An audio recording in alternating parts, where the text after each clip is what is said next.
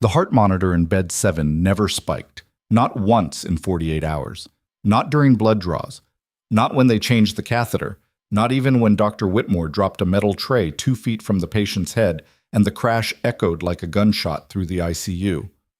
Lieutenant Admiral Marcus Hale lay motionless, eyes shut, breath cycling through the ventilator with mechanical precision. The chart said catastrophic brain trauma. The scans showed extensive damage. Every neurologist who reviewed the file agreed. Vegetative state, possibly permanent. But here's what nobody noticed. Nobody except the night shift nurse who had only been on the floor for 3 weeks. His heart rate dropped exactly 4 beats per minute every time Congressman Vincent Carell entered the room. Not random fluctuation, not equipment malfunction. Exactly 4 beats. Like clockwork. Like orders being followed. If you want to know how a 24-year-old nurse with student loans and a used Honda brought down a conspiracy that reached the Pentagon, stay with me until the end. Like this video, drop a comment with your city so I can see how far this story travels. And watch what happens when the man everyone buried alive decides it's time to wake up. Lena Cross had been working at Ridgeview Medical Center in Portland for exactly 19 days when she got assigned to the ICU. Nobody wanted night shift in critical care. The pay bump wasn't worth the isolation, the fluorescent buzz, the way time moved differently after midnight when the hospital felt less like a place of healing and more like a waiting room between life and whatever came next. But Lena needed the hours, she needed the experience, and she needed to prove to people like Charge Nurse Pemberton, who had a habit of assigning the newest staff to the graveyard rotation, that she wasn't going to crack under pressure. Bed 7 had been occupied for 6 days. The patient, Lieutenant Admiral Marcus Hale, 53, decorated career officer with 2 tours in classified operations and a reputation for being the kind of man who didn't bend under interrogation, didn't flinch under fire, and sure as hell didn't end up in a coma from a single car accident on a dry road in broad daylight. But that's what the files said. Vehicle lost control on Highway 26 westbound, rolled 3 times, driver unresponsive at the scene, airlifted to Ridgeview, traumatic brain injury, induced coma, prognosis, poor. Lena had read the chart twice before her first shift. It didn't add up. Hale had been driving a government-issued SUV with every safety feature known to man. No alcohol, no drugs, no medical episode, no weather event, just lost control. The accident reconstruction report was clean, too clean. It read like a template, like someone had filled in the blanks without looking at the actual scene. But none of that was her job. Her job was to monitor vitals, administer medications, document changes, and keep the man alive until someone higher up the chain decided what alive actually meant in his case. She checked his IV line, adjusted the ventilator settings, noted his pupils, fixed, non-reactive.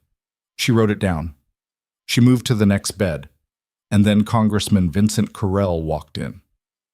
Lena didn't recognize him at first. He wasn't wearing a suit, just slacks and a collared shirt, no tie, no entourage, no press. He moved with the kind of quiet authority that didn't need announcement.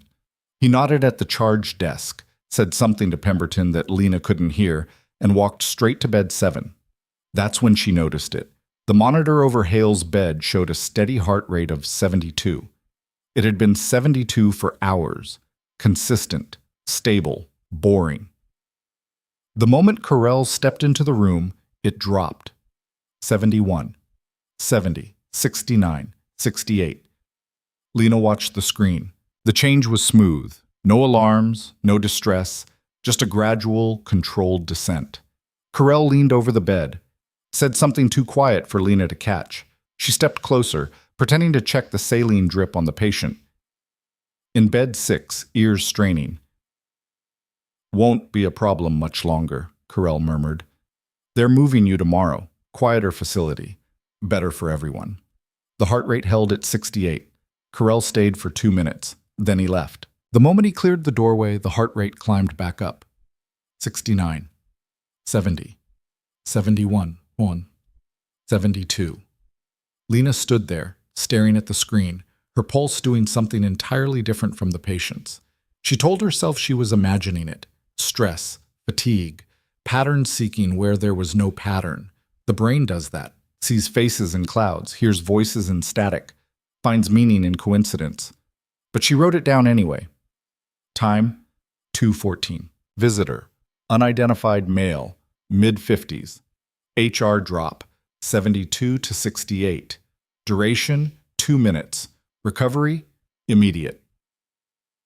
The next night, Carell came back. This time, Lena was ready. She positioned herself at the med cart directly across from bed 7, sorting pills she'd already sorted, filling time she didn't need to fill. She wanted to see it again. Wanted to prove herself wrong. Carell arrived at 1:50. No pleasantries. Straight to the bed. Lena watched the monitor.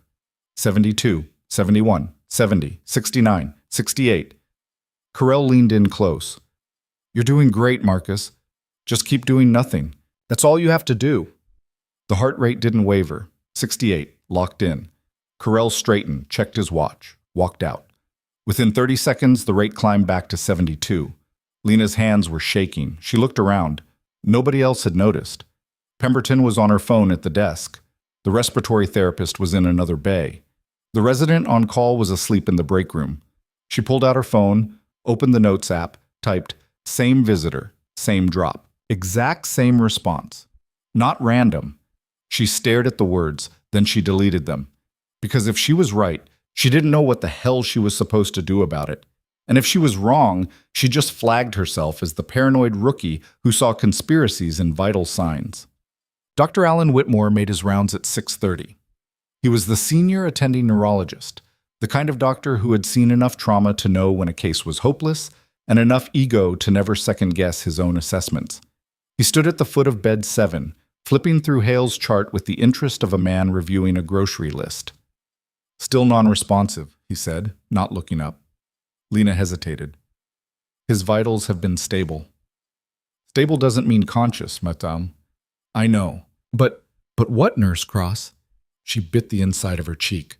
"I've noticed some variability in his heart rate." Whitmore glanced at the monitor. "Looks fine to me." "It drops when certain people visit." He finally looked at her. "Certain people?" "Yes." "You're saying his heart rate responds to visitors." "I'm saying it changes. Consistently." Whitmore closed the chart. "Nurse Cross, this man has a Glasgow Coma scale score of 3. Do you know what that means?" "Deep coma." "It means he's not responding to anything. Not pain, not sound, not light. What you're observing is autonomic variation, normal fluctuation. It happens." "Not like this." "Like what?" "Controlled." The word hung in the air. Whitmore's expression shifted, not to concern, but to something colder, irritation, condescension.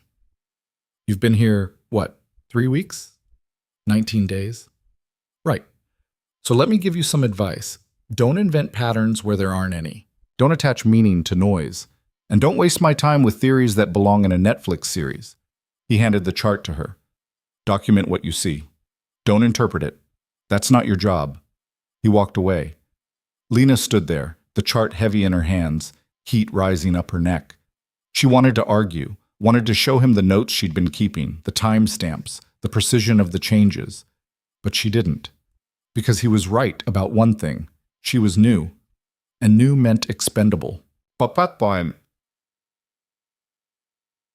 afternoon she couldn't sleep. She lay in her apartment staring at the ceiling, replaying the conversation. Whitmore's voice. Carell's visits.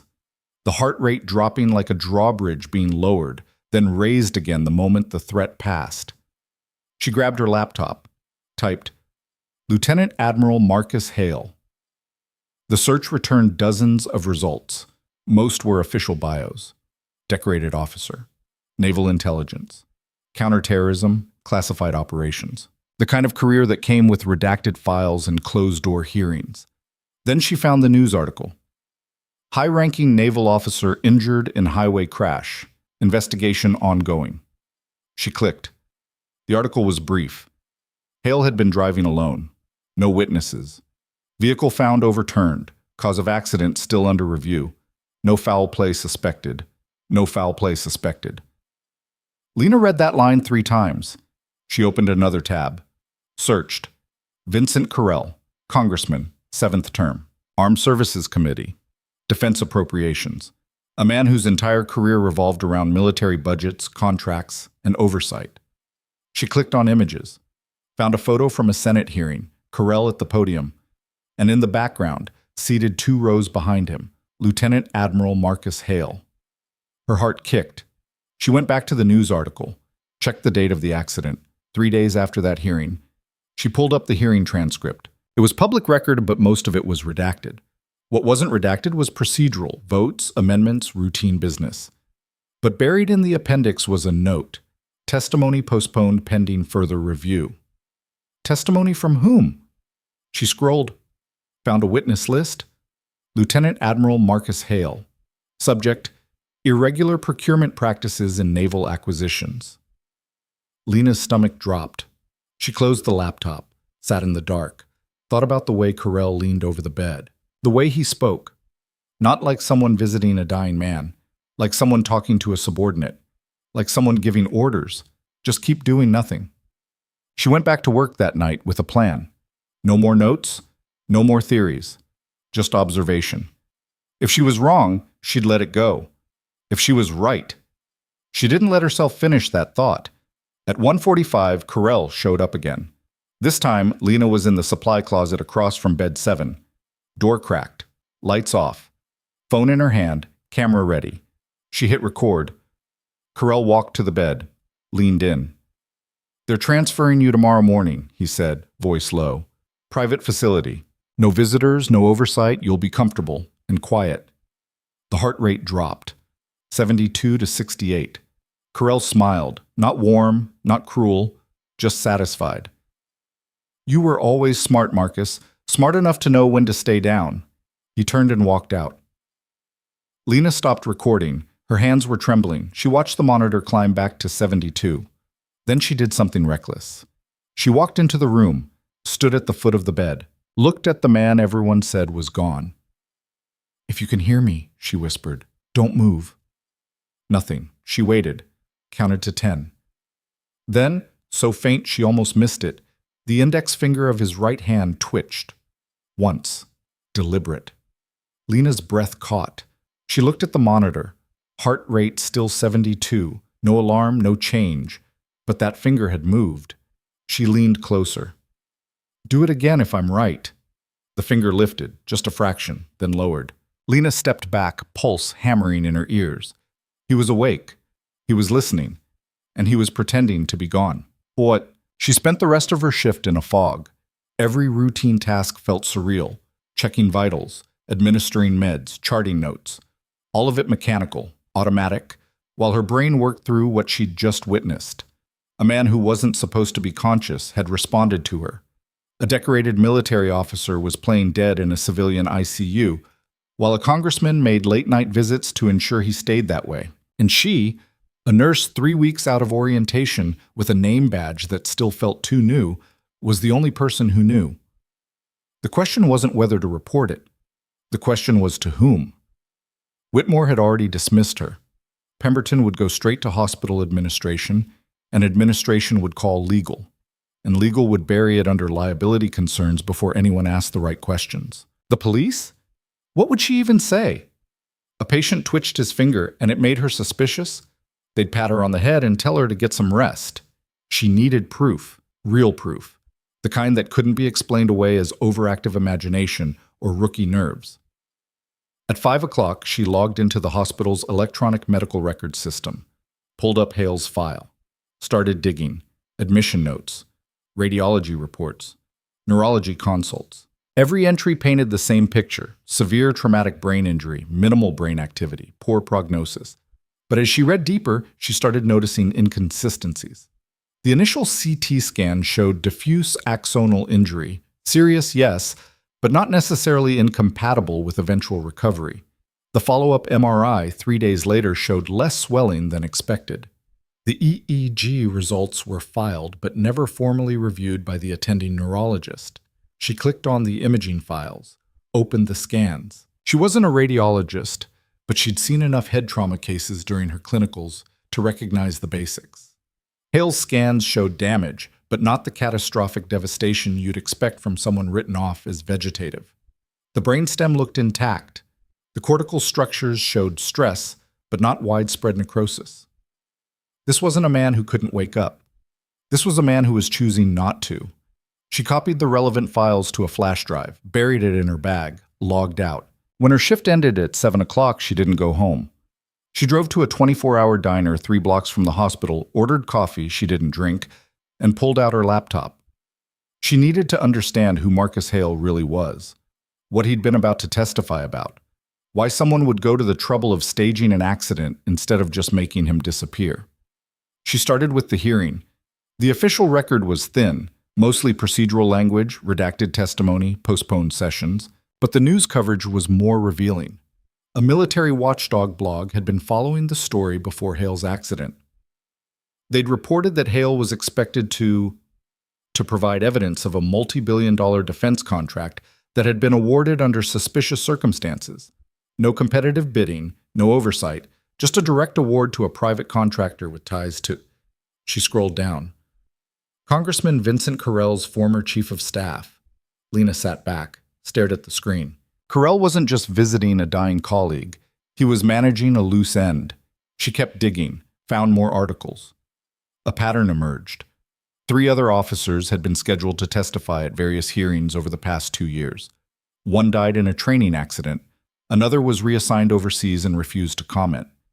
The third recanted his testimony, citing misunderstandings and procedural errors. And now Hale, who apparently had documentation, hard evidence, the kind of proof that couldn't be recanted or explained away, was lying in a hospital bed, officially brain dead, while the man he was supposed to expose made sure he stayed quiet. Lena's coffee had gone cold. The sun was coming up. She felt wired and exhausted at the same time, running on adrenaline and the kind of clarity that only comes when you realize you've stumbled into something way bigger than you're qualified to handle. She pulled out her phone, opened the recording from last night, watched it again. Carell's voice. The heart rate drop. The casual certainty in his tone. You were always smart, Marcus, smart enough to know when to stay down. She saved the video to 3 separate cloud accounts, sent copies to her personal email, made sure it couldn't be erased. Then she called someone she hadn't spoken to in 2 years. Lena! Her older brother's voice was rough with sleep. He was a paralegal in Seattle, worked for a firm that specialized in federal whistleblower cases. They'd had a falling out when she dropped out of pre-med to pursue nursing. He thought she was wasting her potential. She thought he was a judgmental ass. But right now, he was the only person she knew who might understand what she was dealing with. I need your help, she said. Do you know what time it is? Yeah, I'm sorry. But I don't know who else to call. He was quiet for a moment. She heard movement, a door closing. What's going on? If someone was trying to silence a military witness, what would be the right way to report it? Another pause. What the hell are you mixed up in? I'm not mixed up in anything. I'm just asking. Lena, hypothetically. There's no such thing as hypothetically when you're talking about federal witnesses. His voice sharpened. Who's the witness? She told him everything. The accident, the coma, the visits, the heart rate, the finger twitch, the testimony, the contract. Carell. When she finished, he didn't say anything for a long time. Then, you're sure about this? I recorded him. You recorded a congressman. I recorded a man making threats to a patient. In a hospital, without his consent. It's not illegal if there's no expectation of privacy. That's not how this works, Lena. Then tell me how it does work. He exhaled. She could practically hear him thinking, weighing options, running through scenarios. Okay, first, you don't go to the police. They'll kick it up to the FBI, and the FBI will sit on it while they verify jurisdiction. You don't go to the press. Not yet. You need someone with authority to act fast. Like who? Naval Criminal Investigative Service, NCIS. They handle crimes involving Navy personnel. If Hale's active duty, they'll have jurisdiction. And if he was about to testify in a federal hearing, they'll have motivation to move. What do I tell them? Everything. Show them the recording. Give them the medical records. Let them take it from there. And if they don't believe me, then you've done what you can and you walk away. I can't just walk away. Yes, you can. Lena, listen to me. This isn't some TV show where the scrappy underdog takes down the corrupt politician. This is real. These are people with resources, with lawyers, with ways to make problems disappear. You are a nurse. You are not trained for this. You are not protected. If you push too hard, you will get hurt.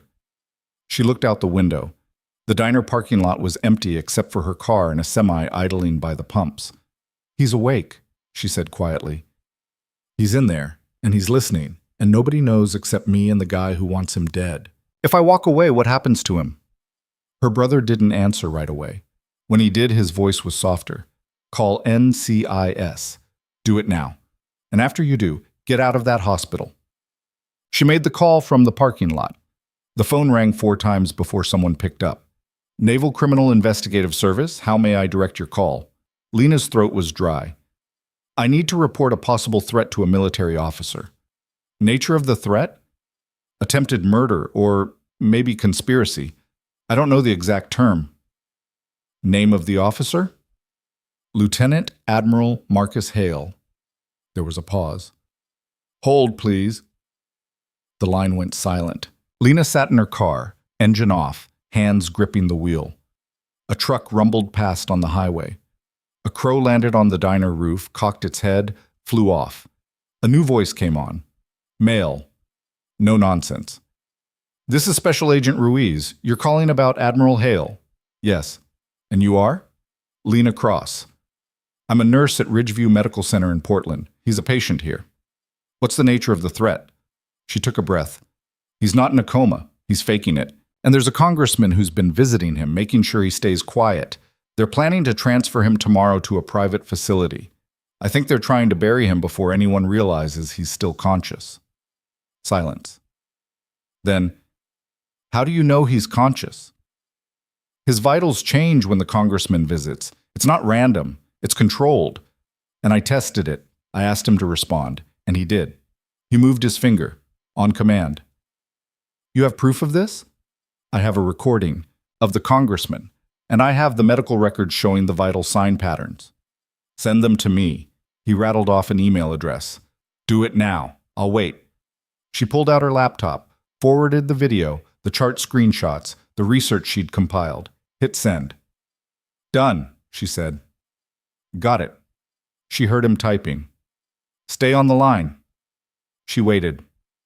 The sun was fully up now. Her shift had ended an hour ago. She should be home, asleep, dreaming about anything other than this. Ruiz came back. I've reviewed the video. This is enough to open an investigation, but I need to verify the medical claims before we move. Can you get me access to the patient? I'm off shift. When do you work next? Tonight. We'll be there before then. Don't tell anyone about this call. Don't mention it to your supervisor, your colleagues, nobody. If the congressman finds out we're involved, he'll move faster than we can. What if they transfer him before you get here? They won't. I'm putting a federal hold on that patient right now. Nobody moves him without NCIS clearance. Lena exhaled. Thank you. Don't thank me yet. If you're wrong about this, you've just accused a sitting congressman of attempted murder. That's not something you walk back from. I'm not wrong. We'll see. He hung up. Lena sat in the silence. Her hands were shaking. She turned the key, started the engine, and drove home. She slept for 3 hours. Woke up to her phone buzzing. Unknown number. She answered. Hello? Nurse Cross, this is Agent Ruiz. We're at the hospital. I need you to come in. Now? Now. She threw on clothes, drove back, parked in the staff lot, and walked in through the side entrance, trying not to look like someone who'd just implicated a federal official in a conspiracy. Ruiz was waiting in the hallway outside the ICU. Late 40s, sharp suit, the kind of face that had seen too much to be surprised by anything. He was with 2 other agents, both younger, both scanning the area like they expected trouble. Walk with me, Ruiz said. They moved toward bed 7. Pemberton was at the desk, looking annoyed. Whitmore was there too, arms crossed, expression somewhere between irritated and uneasy. This is irregular, Whitmore said. You can't just walk in here and... We can, Ruiz said. He showed his badge. Federal investigation. We need access to Admiral Hale. Whitmore blinked. Admiral? He didn't tell you his rank? The chart says what someone wanted it to say. Now step aside.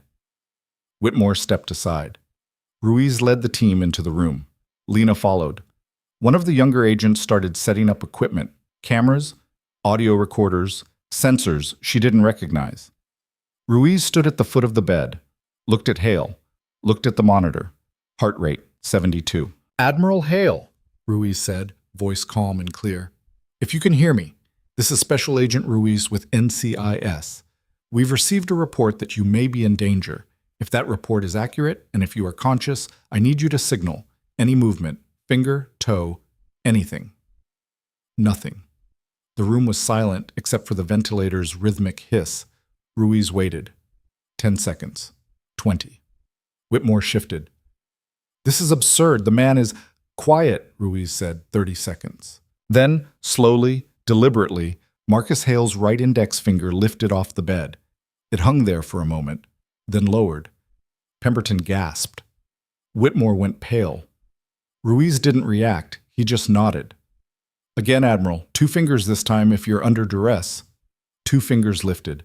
Stayed up for 3 seconds. Lowered. Ruiz looked at the other agents.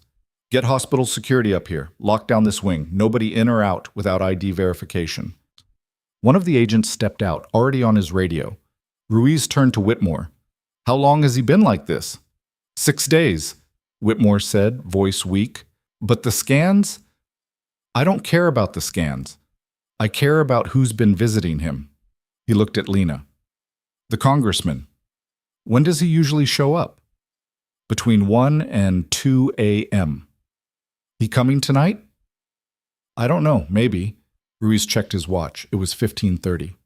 We've got time. Here's what's going to happen. Nurse Cross, you work your shift like normal. We'll be here, but you won't see us. If Carell shows up, you do nothing. Don't react. Don't engage. Let him do whatever he came to do. We'll handle the rest. You're using me as bait. I'm using you as a witness. There's a difference. Lena looked at Hale. His eyes were still closed. His breathing was still controlled by the machine. But she knew, they all knew now, that behind that stillness was a man who had been waiting, listening, enduring. What if he tries something? She asked. He won't. He thinks he's already won. Ruiz glanced at the monitor. But he's about to find out he's been talking to a tape recorder for 6 days. The shift started at 1900. Lena clocked in, got her assignment, went through the motions. Everything felt off. Too bright. Too loud. Every footstep in the hallway made her pulse jump. The federal agents were invisible. She knew they were there, somewhere in the building, watching the cameras, waiting, but she couldn't spot them. Which was probably the point. She made her rounds, checked vitals, administered meds, avoided eye contact with Pemberton, who kept giving her strange looks, like she'd done something wrong, but Pemberton couldn't quite figure out what. At 2200, Whitmore stopped by. He looked like he hadn't slept. Nurse Cross. Doctor. I owe you an apology. She blinked. Excuse me? You were right. About the patient. About the patterns. I dismissed you, and I shouldn't have. He hesitated. I've been doing this job for 20 years. I've seen things I can't explain. But I stopped looking for explanations. That's a mistake. I'm sorry. Lena didn't know what to say, so she just nodded. Whitmore left. The night dragged on. Midnight came and went, then 1 o'clock. At 1:47, the elevator doors opened. Congressman Vincent Carell stepped out. He was alone. Same casual clothes, same confident stride. He walked past the nurse's station without a word, straight to bed 7. Lena's heart was hammering. She forced herself to keep moving, kept her eyes on the chart in her hands, pretended she wasn't watching. Carell entered the room, the door closed. She counted to 30, then walked to the supply closet across the hall, the one with the door that didn't quite close all the way, the one with the angle that let her see into the room. Carell was leaning over the bed, talking quietly. She couldn't hear the words, but she saw his expression. Satisfied. Smug. He checked his watch, said something else, then straightened up. He was turning to leave when the lights in the hallway flickered, then went out. Emergency lighting kicked in, bathing everything in red. Carell froze. The door to bed 7 opened. Agent Ruiz stepped in, flanked by 2 others. "Congressman Carell, stay where you are." Carell's face went from confused to guarded in a heartbeat. "What's going on?" "You're under investigation." "For what?" "Obstruction of justice, witness tampering, conspiracy to commit murder." "We can start with those." "This is ridiculous. I'm visiting a man you've been threatening for 6 days. Yeah, we heard." Ruiz held up a tablet. "Want to hear the recordings?" Carell's expression cracked, just for a second. Then the politician's mask slid back into place. "I have no idea what you're talking about. This man is in a coma. I've been visiting a colleague out of professional courtesy. If someone misinterpreted, he's not in a coma. The doctors were wrong. Or maybe they were told to be wrong. We're still figuring that part out." Carell looked at the bed, at Hale. "That's impossible." "Watch." Ruiz nodded to one of the agents, who stepped forward and disconnected the ventilator. For a moment, nothing happened. Then Marcus Hale took a breath. On his own, deep and steady. His eyes opened. He looked directly at Carell. "Hello, Vincent," Hale said. His voice was rough, but clear. "Bet you weren't expecting this." Carell stumbled backward. His face went white. How?" "Controlled breathing, heart rate discipline, basic SERE training." Hale sat up slowly, pulling off the remaining monitors. "You know, the stuff they teach you when you're preparing for hostile interrogation, turns out it works pretty well in a hospital too." "You were awake this whole time?" "Every second." Hale swung his legs off the bed, stood, swayed slightly, but one of the agents steadied him. "Every visit, every threat, every smug little speech about how you'd won. I heard it all. You can't." Carell looked around wildly. "This is entrapment. He was protecting himself," Ruiz said. "From you, and now you're going to tell us why." Carell's jaw tightened. "I want my lawyer." "You'll get one. But first, you're coming with us." Ruiz nodded to the other agents, who stepped forward with handcuffs. Carell didn't resist, but as they cuffed him, he looked at Hale with something between fury and disbelief. "You should have stayed down." "Yeah," Hale said. "I thought about it. But then I remembered I don't take orders from you." They led Carell out. Lena stood in the hallway, watching it unfold, her brain struggling to process what she'd just witnessed. The man she'd been caring for, the patient everyone had written off, was standing, talking, very much alive. Hale noticed her, walked over, moving carefully, like someone who'd been lying down for too long. "You're the nurse." "Lena." "Lena, right." He offered his hand. "Thank you." She shook it. "For what?" "For noticing. For giving a damn. For not letting them move me." He smiled, tired but genuine. "I couldn't have held out much longer. Another day, maybe 2. You saved my life." I saw a pattern. Most people don't. They see what they expect to see." He glanced at Ruiz. "How long until I can get out of here?" "Medical clearance first," Ruiz said, "then debrief, then testimony. You've got a long road ahead." "Still better than being dead." Lena watched them leave. Hale walking under his own power, agents flanking him, the whole surreal procession heading toward the elevator. She stood there in the red emergency light, surrounded by machines and monitors and the antiseptic smell of a hospital at night, and tried to process what had just happened. Pemberton appeared beside her. "Did that really just happen?" "Yeah." "Holy hell." "Yeah." They stood there in silence. Then Pemberton said, "You know you're probably going to have to testify." "I know. And this is going to be all over the news." "I know. And Whitmore's going to spend the next 6 months second-guessing every diagnosis he makes." "Good," Lena said. Pemberton almost smiled. "You did good, Cross. Really good. Thanks. Don't let it go to your head. You're still on night shift." Lena laughed. It felt strange. Everything felt strange. But somewhere beneath the exhaustion and adrenaline crash, there was something else. Something solid. She'd trusted her instincts. She'd pushed back when everyone told her she was wrong. And she'd been right. The man in bed 7 wasn't dead. He wasn't even dying. He was fighting. And now, because one rookie nurse refused to look away, The people who tried to bury him were the ones going down. The media descended on Ridgeview Medical Center like locusts on a harvest field. By dawn, news vans lined the street outside the emergency entrance, satellite dishes tilted toward the sky, reporters shouting questions at anyone in scrubs who walked past. Lena watched from the break room window, coffee turning cold in her hands, while her phone buzzed non-stop with calls from numbers she didn't recognize. Pemberton stuck her head in. "Hospital PR wants to talk to you." "I'm not talking to PR." "They're pretty insistent." "Tell them I'm busy." "Doing what?" "Avoiding them." Pemberton shrugged. "Fair enough." She left. Lena's phone rang again. This time she recognized the number. Agent Ruiz. She answered. "Yeah? How are you holding up?" "I've had better mornings." "I bet.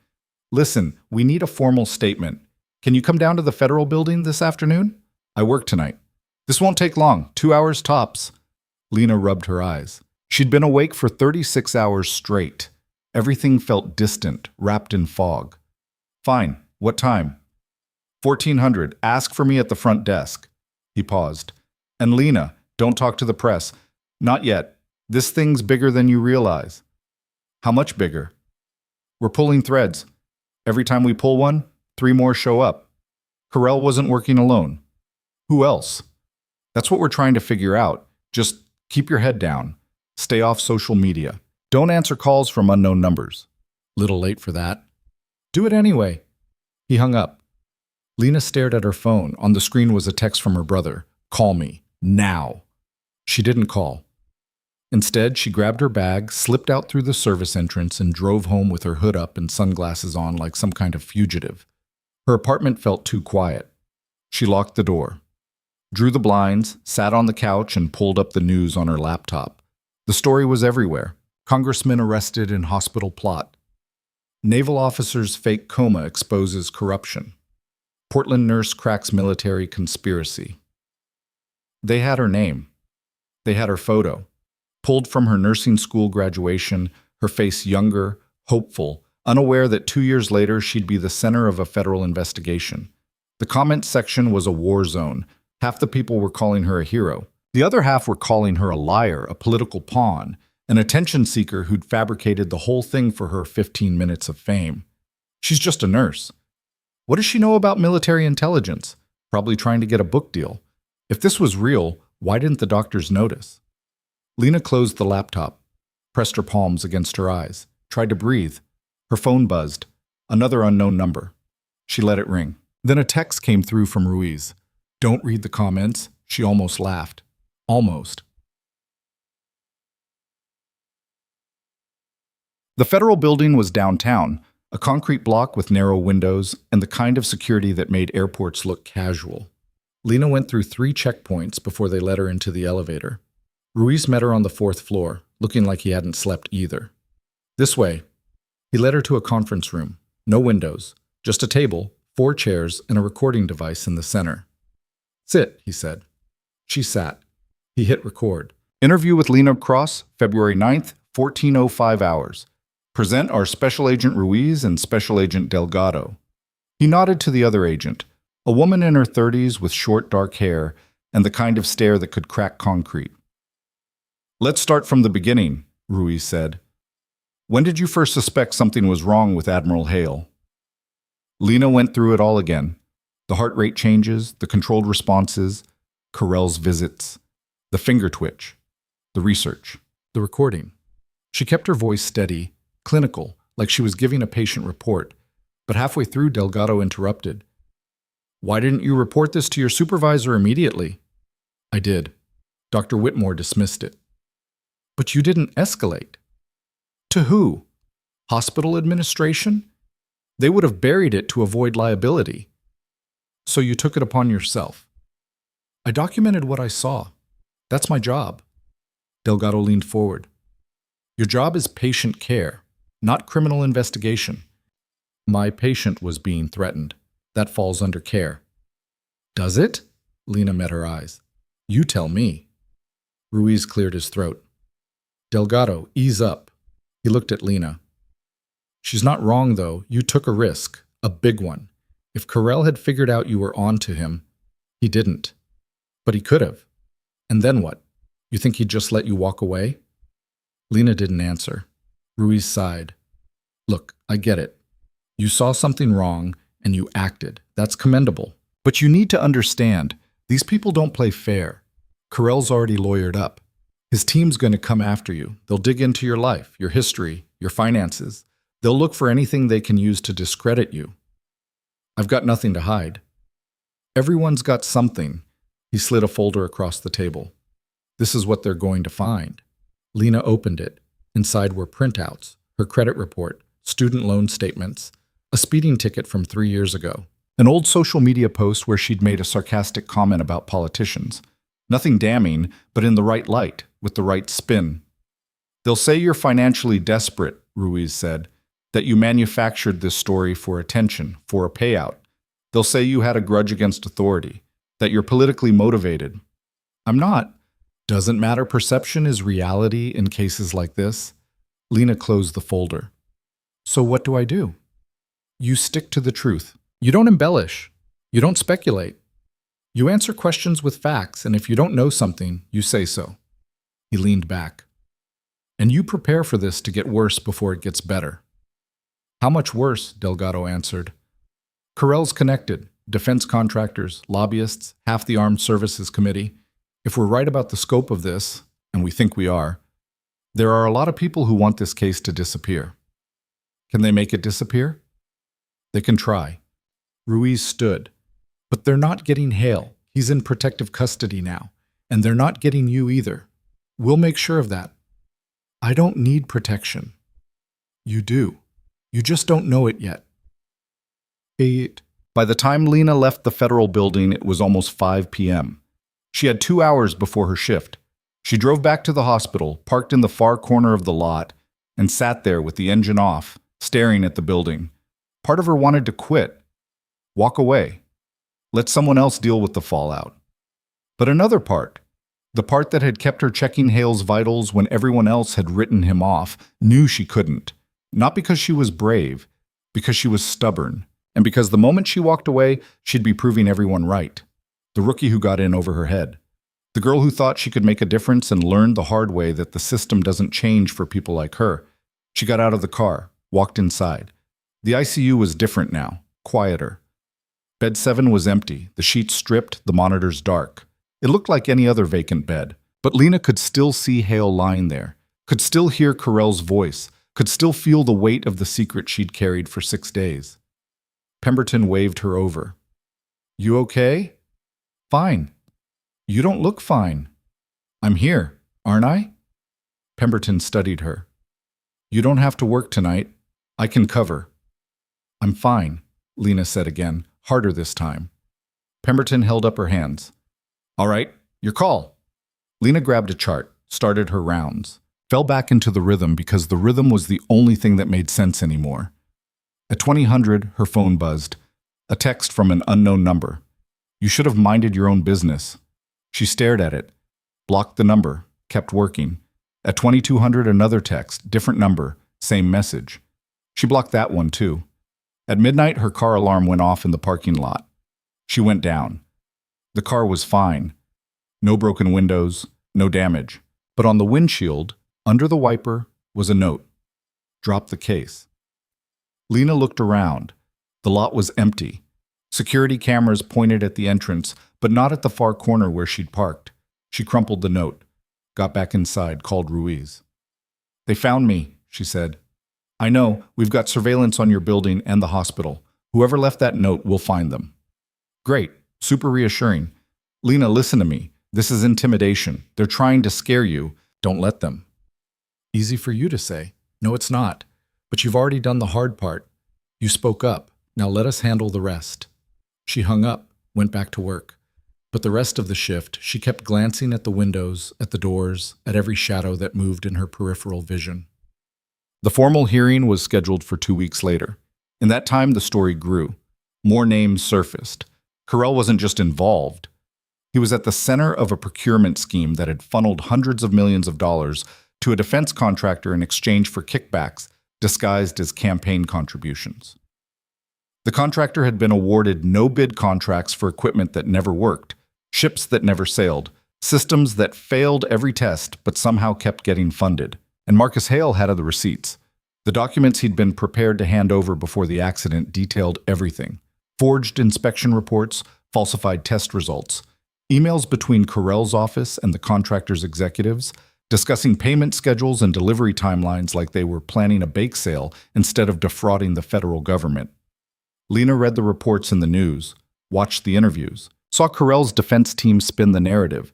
This was a misunderstanding, a procedural error, a witch hunt driven by political rivals who wanted to take down a decorated public servant. But the evidence kept piling up. 3 other congressmen were implicated, 2 Pentagon officials, a dozen mid-level procurement officers who'd signed off on contracts they knew were garbage. The House launched an investigation. The Senate opened hearings. The press camped outside Carell's office, his home, his favorite restaurant. And through it all, Lena went to work, checked vitals, administered meds, tried to pretend her life hadn't been turned inside out by one decision to pay attention. Done. The night before the hearing, she got a call from Marcus Hale. "How'd you get my number?" she asked. "Federal agents are very helpful when you're a key witness." His voice sounded stronger now. Recovery had been fast. Turned out pretending to be comatose for 6 days was less damaging than actual brain trauma. "I wanted to thank you. Properly." "You already did." "I said thank you. I didn't explain why it matters." He paused. "I've been in the Navy for 30 years. I've seen good people get crushed by bad systems. I've watched whistleblowers get buried, reassigned, discredited. I've seen evidence disappear, cases collapse, careers destroyed. And I always told myself if I ever had proof, real proof, I'd bring it forward. I wouldn't back down." "But you almost did." "No. I played dead because it was the only way to stay alive long enough to matter. But if you hadn't noticed, if you'd just written me off like everyone else, Carell would have moved me, and the proof would have died with me. You didn't just save my life. You saved the case." Lena sat on her couch, phone pressed to her ear, staring at nothing. "I just did my job." "Your job was to keep me alive. You did more than that. You listened when no one else would. That takes guts. Or stupidity." He laughed. "Sometimes they're the same thing." Then, more seriously. "Tomorrow's going to be hard. They're going to come after both of us. You ready?" "No?" "Good. That means you're paying attention." He hung up. The hearing room was packed. Lena sat in the back wearing the one professional outfit she owned, a blazer she'd bought for job interviews and hadn't touched since. Cameras lined the walls. Reporters filled the gallery. At the front, behind a long table, sat a panel of stern-faced representatives who looked like they'd rather be anywhere else. Marcus Hale took the stand first. Uniform pressed, posture straight. The kind of bearing that made you believe every word he said. He walked them through it. The contracts, the money, the falsified reports, the accident that wasn't an accident, brake lines cut, steering compromised, an investigation that had been shut down before it started. "And where is the evidence now?" one of the panel members asked. "Secured with NCIS, full documentation, emails, financial records, testimony from contractors who've agreed to cooperate." "Why didn't you come forward sooner?" Hale's jaw tightened. "I tried. I filed reports. I requested audits. I was told to stand down. When I refused, I became a liability." "Who told you to stand down?" "Congressman Carell, among others." The room erupted. The chairman banged his gavel. "Order! Order!" Carell's lawyer shot to his feet. "Objection! This is hearsay. My client has not been convicted of anything." "Your client has been arrested on federal charges," the chairman shot back. "Sit down." The lawyer sat. They moved on, question after question. Hale answered them all. Steady. Unshakable. The kind of witness prosecutors dream about. Then they called Lena. She walked to the stand, heart hammering. Cameras swiveled toward her. She could feel every eye in the room. They swore her in. She sat. "Ms. Cross," the chairman began, "you're a registered nurse at Ridgeview Medical Center. Is that correct?" "Yes." "And you were the primary night nurse assigned to Admiral Hale during his stay?" "Yes." "Can you describe what you observed during that time?" She did. The vital signs, the patterns, the visits, the controlled responses. She kept her voice level, her answers short, just like Ruiz had told her. But then one of the panel members, a representative from Texas with a reputation for grandstanding, leaned forward. "Ms. Cross, how long have you been a nurse?" 2 years. 2 years. And in those 2 years, how many coma patients have you treated? Including Admiral Hale? 6. 6. So, relatively limited experience. I have the training and credentials required for ICU care, but not the experience to make diagnostic assessments, correct? I wasn't making a diagnosis. I was documenting observations. Observations that contradicted the findings of senior attending physicians. The physicians missed something I didn't. Or, and hear me out, you saw patterns that weren't there, confirmation bias. A young nurse eager to prove herself sees a mystery where there isn't one. Lena's hands tightened on the armrests. With respect, sir, the patient woke up. That's not confirmation bias. That's fact. A patient who, by his own admission, was faking a coma to avoid being killed. Don't you think that's a bit theatrical? I think it's survival. Or it's a coordinated story between a disgraced officer with an axe to grind and a nurse who wants her moment in the spotlight. The room went silent. Lena stared at him. You think I made this up? I think it's convenient. A conspiracy that involves a sitting congressman, a fake coma, a hero nurse. It sounds like a movie. It sounds like the truth. Does it? Or does it sound like a narrative crafted to destroy a man's career? Hale's lawyer stood. Objection. Counsel is badgering the witness. I'm asking legitimate questions. You're insinuating she's lying. I'm questioning her credibility. The chairman banged his gavel. Enough. Representative Mosley, unless you have evidence to support your claims, I have questions. That's my job. Then ask them without the editorial. Mosley leaned back, smiled. No further questions. Lena left the stand shaking. She walked past the cameras, past the reporters shouting questions, past the crowd that wanted a statement, a reaction, anything. She made it to the hallway before her legs gave out. She sat on a bench, put her head between her knees, tried to breathe. Footsteps approached. She looked up. Hale stood there, still in uniform, expression unreadable. That was brutal, he said. Yeah. You did good. Didn't feel like it. Doesn't matter how it feels, you didn't back down. That's what counts. He sat beside her. They're going to keep trying. Carell's team, the contractors, everyone who's got skin in this game. They'll dig, they'll spin. They'll do everything they can to turn you into the villain. I know. And you're still here. She looked at him. Where else would I be? He smiled, tired but real. Most people would have run by now. I'm not most people. No, you're not. He stood, offered his hand. Come on, let's get out of here before the press finds us. She took his hand, let him pull her up. They walked toward the exit. Behind them, the hearing continued. Voices echoed, gavels banged. The machinery of justice ground forward, slow and messy and imperfect. But outside in the cold February air, Lena felt something shift. Not victory, not vindication, just the quiet certainty that she'd done what needed to be done. And whatever came next, threats, scrutiny, attacks on her credibility, she'd handle it, because she'd already survived the hardest part.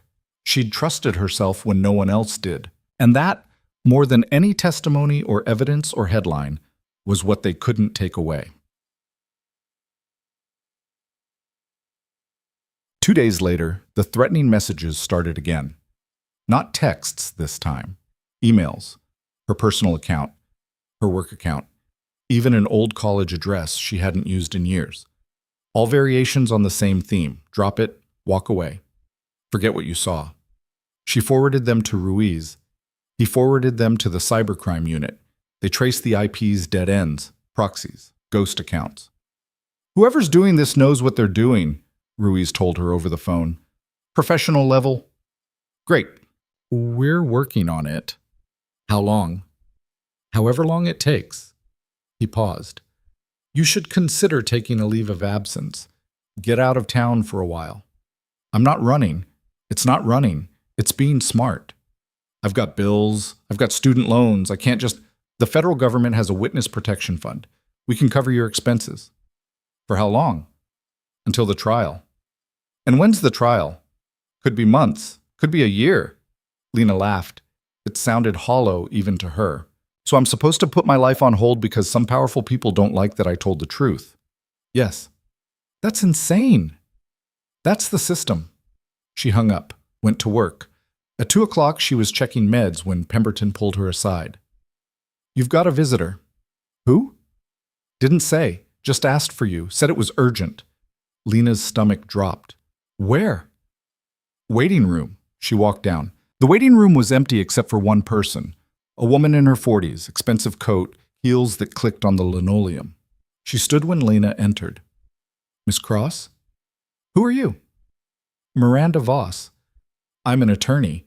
I represent several individuals involved in the current investigation. She handed Lena a business card. Heavy stock, gold lettering. The kind of card that costs more than Lena's entire wardrobe. I don't need a lawyer. I'm not here to represent you. I'm here to make you an offer.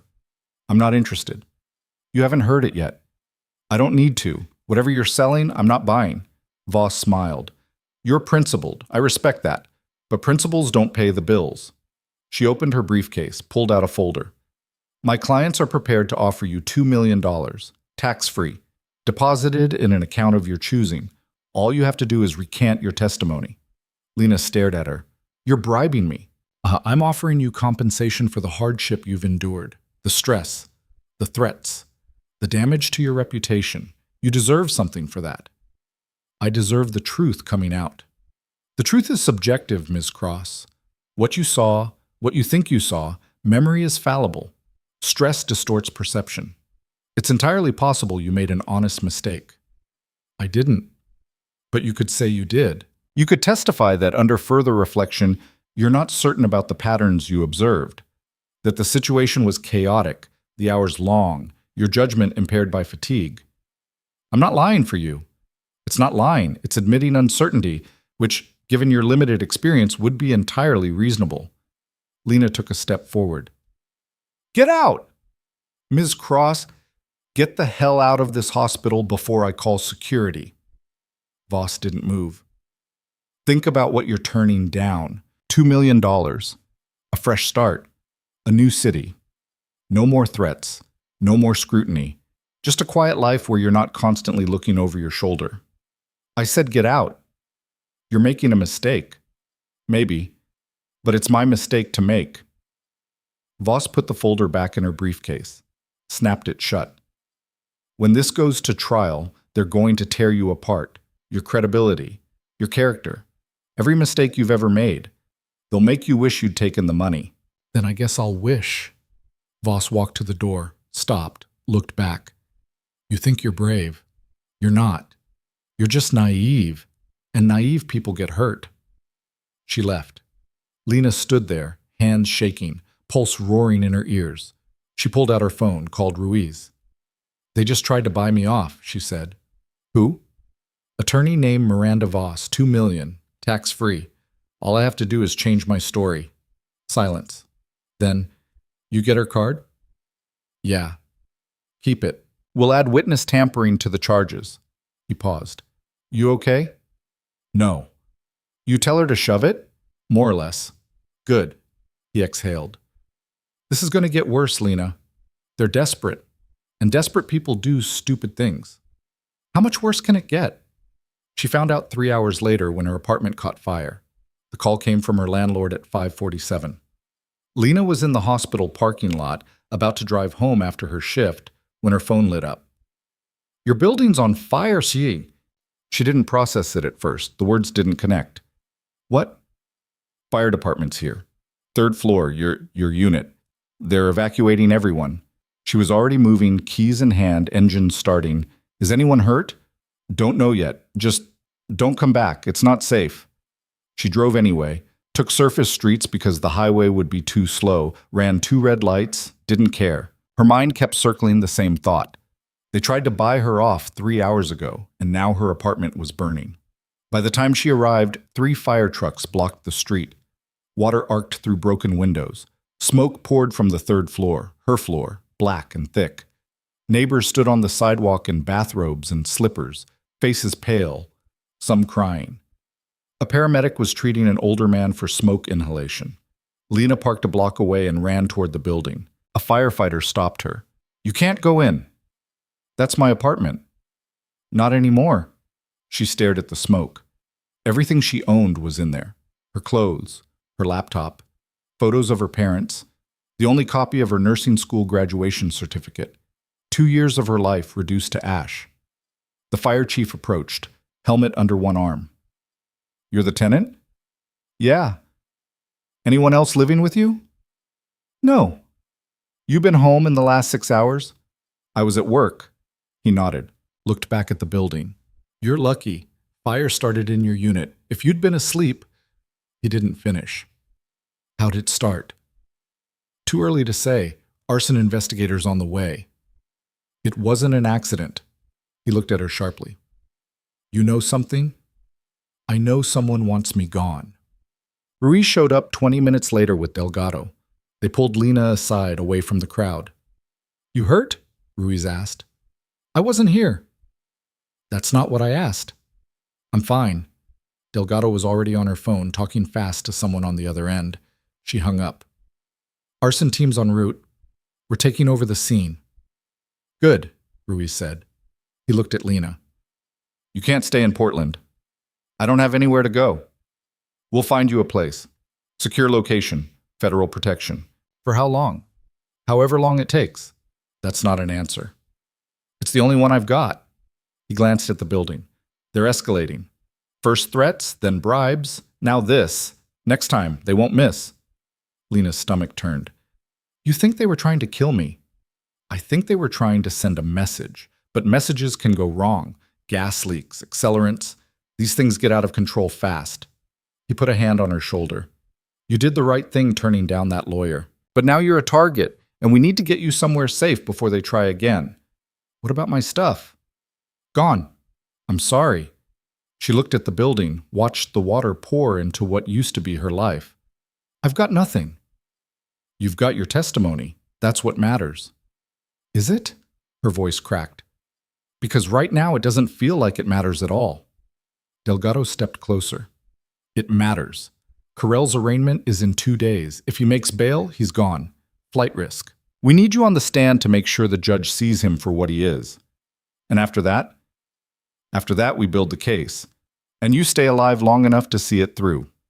They took her to a safe house outside the city, 40 minutes east, tucked into the hills where the trees were dense and the nearest neighbor was half a mile away. The house was small, 2 bedrooms, basic furniture, no personality, the kind of place designed to be forgotten. Ruiz walked her through it. "You don't leave without an escort. You don't call anyone. You don't post on social media. You don't exist until we say otherwise." "For how long?" "We've been over this. And I still don't have an answer." He sighed. "Look, I get it. This sucks. But the alternative is worse. These people aren't playing games. They burned your apartment. What do you think they'll do if they find you?" Lena didn't respond. She was too tired to argue. Ruiz left. Delgado stayed, sitting at the kitchen table with a laptop and a gun on her hip. "Try to get some sleep," she said without looking up. Lena went to the bedroom, lay on the bed fully clothed, stared at the ceiling. Sleep didn't come. At 1400, her brother called. She almost didn't answer, but guilt won out. "I saw the news," he said. "Are you okay?" "Define okay." "Alive. Uninjured. Not in immediate danger." "Then, yeah, I'm okay." "Where are you?" "I can't tell you." "Lena, I literally can't. Federal protection. They won't let me say." He was quiet. Then, "This is insane." "Yeah." "You should have walked away. Thanks for the support." "I'm serious. You did your part. You reported it. You testified. Now let the feds handle it." "That's what I'm doing." "No, you're sitting in a safe house waiting for the next attempt on your life. That's not the same thing." Lena closed her eyes. "What do you want me to say? That I regret it? That I wish I'd kept my mouth shut?" "Do you?" "No." "Then you're braver than me." "Or stupider." Those aren't mutually exclusive. He paused. I'm proud of you. I should have said that sooner. Her throat tightened. Thanks. Stay safe, okay? I'll try. She hung up, sat there in the silence, thought about Marcus Hale lying in that hospital bed, pretending to be dead, waiting for someone to notice. She'd noticed, and now her life was unraveling because of it. But she'd do it again. That was the part that scared her most. Even knowing what it would cost, she'd do it again. Man. Carell's arraignment was standing room only. Lena sat in the back with Delgado, watching the circus unfold. Carell walked in wearing a tailored suit and an expression of wounded dignity. His legal team flanked him, 3 attorneys who looked like they charged by the syllable. The judge was a no-nonsense woman in her 60s who'd spent 20 years on the federal bench and had no patience for theatrics. Mr. Carell, you're charged with conspiracy, obstruction of justice, witness tampering, and attempted murder. How do you plead? Not guilty, Your Honor. Bail? One of his attorneys stood. Your Honor, Mr. Carell is a sitting member of Congress with deep ties to this community. He's not a flight risk. We request release on his own recognizance. The prosecutor, a sharp-eyed man named Brennan, shot to his feet. Your Honor, the defendant attempted to silence a federal witness by staging a fatal accident. He's connected, wealthy, and has every reason to flee. We request remand without bail. The judge looked at Carell. Anything to add? Carell stood. Your Honor, these charges are politically motivated. I've served my country for 20 years. I'm not running. You're also not above the law. She turned to the attorneys. I'm setting bail at $5 million, cash or bond. Defendant will surrender his passport and submit to electronic monitoring. Next hearing in 30 days. She banged her gavel. Carell's team looked relieved. Brennan looked furious. As they filed out, Delgado leaned close to Lena. He'll make bail by tonight. And then what? Then we watch him, and hope he's dumb enough to try something. Matet. He made bail in 4 hours. By 1800, he was back in his office, issuing statements about witch hunts and political persecution. By 2000, he was on cable news telling a sympathetic host that the charges were baseless, and he looked forward to clearing his name. Lena watched from the safe house, sitting on the couch with Delgado beside her. He's going to get away with it. Not if we do our job. How? He's rich. He's connected. He's got half of Congress on his side. He's also got enemies. People who want to see him fall. We just need to find them. And if you don't? Delgado didn't answer. Lena's phone buzzed. Unknown number. She showed it to Delgado, who nodded. Lena answered. Hello? Miss Cross. The voice was male, smooth, unfamiliar.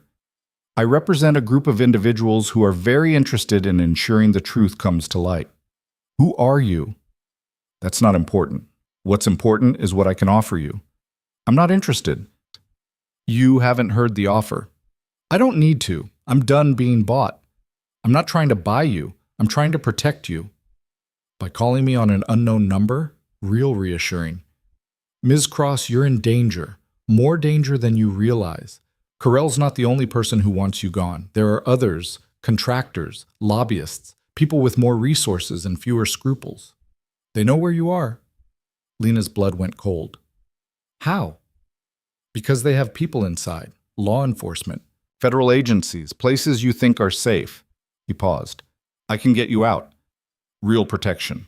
Not the half measures you're getting now. And what do you want in return? Your testimony. Unfiltered.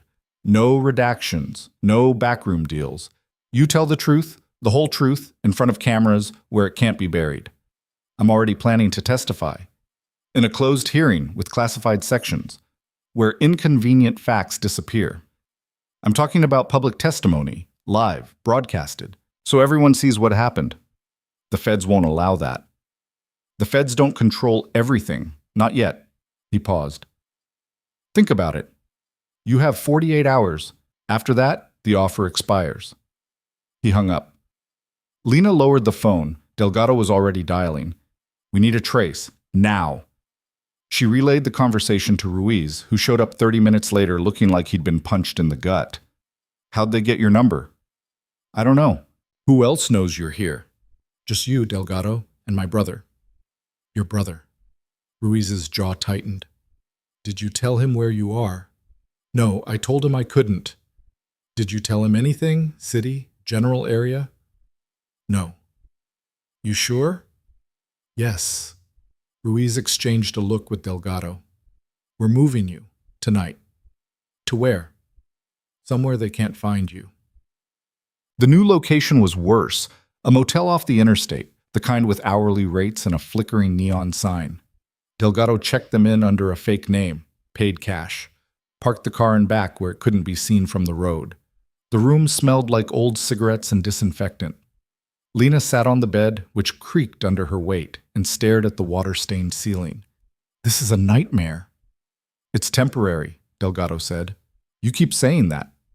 Because it's true. Is it? Or are you just telling me what I want to hear? Lena stood, paced. They found me once. They'll find me again. And when they do, what then? Another motel? Another fake name? How long can this go on? As long as it needs to. That's not good enough. Delgado's expression hardened. You think I like this? You think I enjoy babysitting a witness in a dump like this? I don't. But it's my job. And my job is keeping you alive long enough to put Carell and his buddies behind bars. So yeah, it's temporary. And yeah, it sucks. But it's better than the alternative.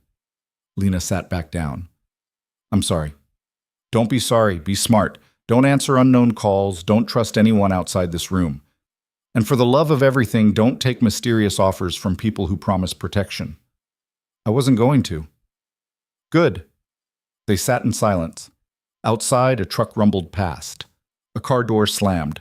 Someone shouted something unintelligible. Lena's phone buzzed again. She didn't recognize the number, but this time it was a text.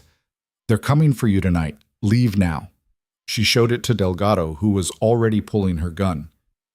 Stay here, Delgado said. She moved to the door, looked through the peephole. I don't see anything. Maybe it's a bluff. Or maybe it's not.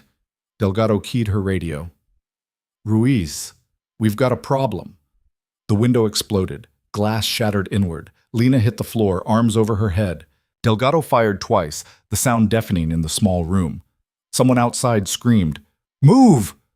Delgado yanked Lena up, shoved her toward the bathroom. Lock the door. Don't come out until I say. Lena stumbled into the bathroom, locked it, pressed herself against the wall, heart hammering, ears ringing. She heard more gunfire, shouting, the crunch of boots on broken glass. Then silence. She waited, counted to 60. Heard nothing. Delgado? She called. No answer. Delgado! Still nothing. She unlocked the door, peered out. The room was trashed, furniture overturned, bullet holes in the walls. The front door hung open. Delgado was on the floor, blood pooling beneath her shoulder. Her eyes were open, unfocused. Lena dropped beside her, checked her pulse. Weak, but there. She pressed her hands against the wound, trying to stop the bleeding. Stay with me. Come on. Delgado's eyes found hers. Run, she whispered. I'm not leaving you. They'll come back. Run. No. Delgado's hand gripped her wrist. Your testimony matters.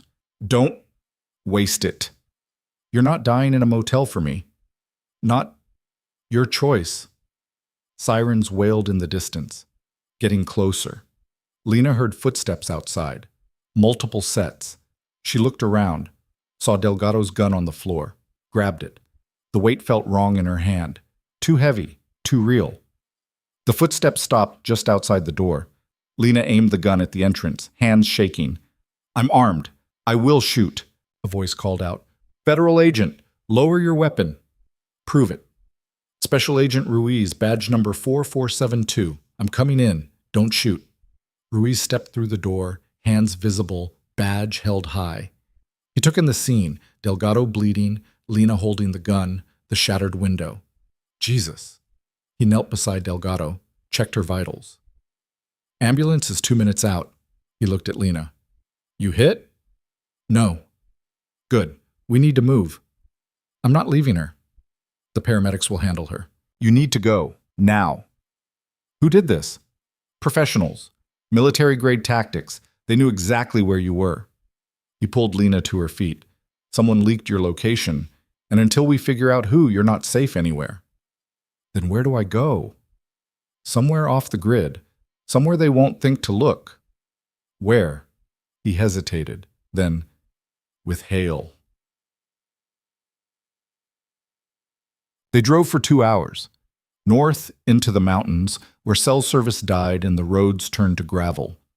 Hale was in a cabin the Navy used for high-risk witnesses, remote, defensible, stocked for long-term isolation.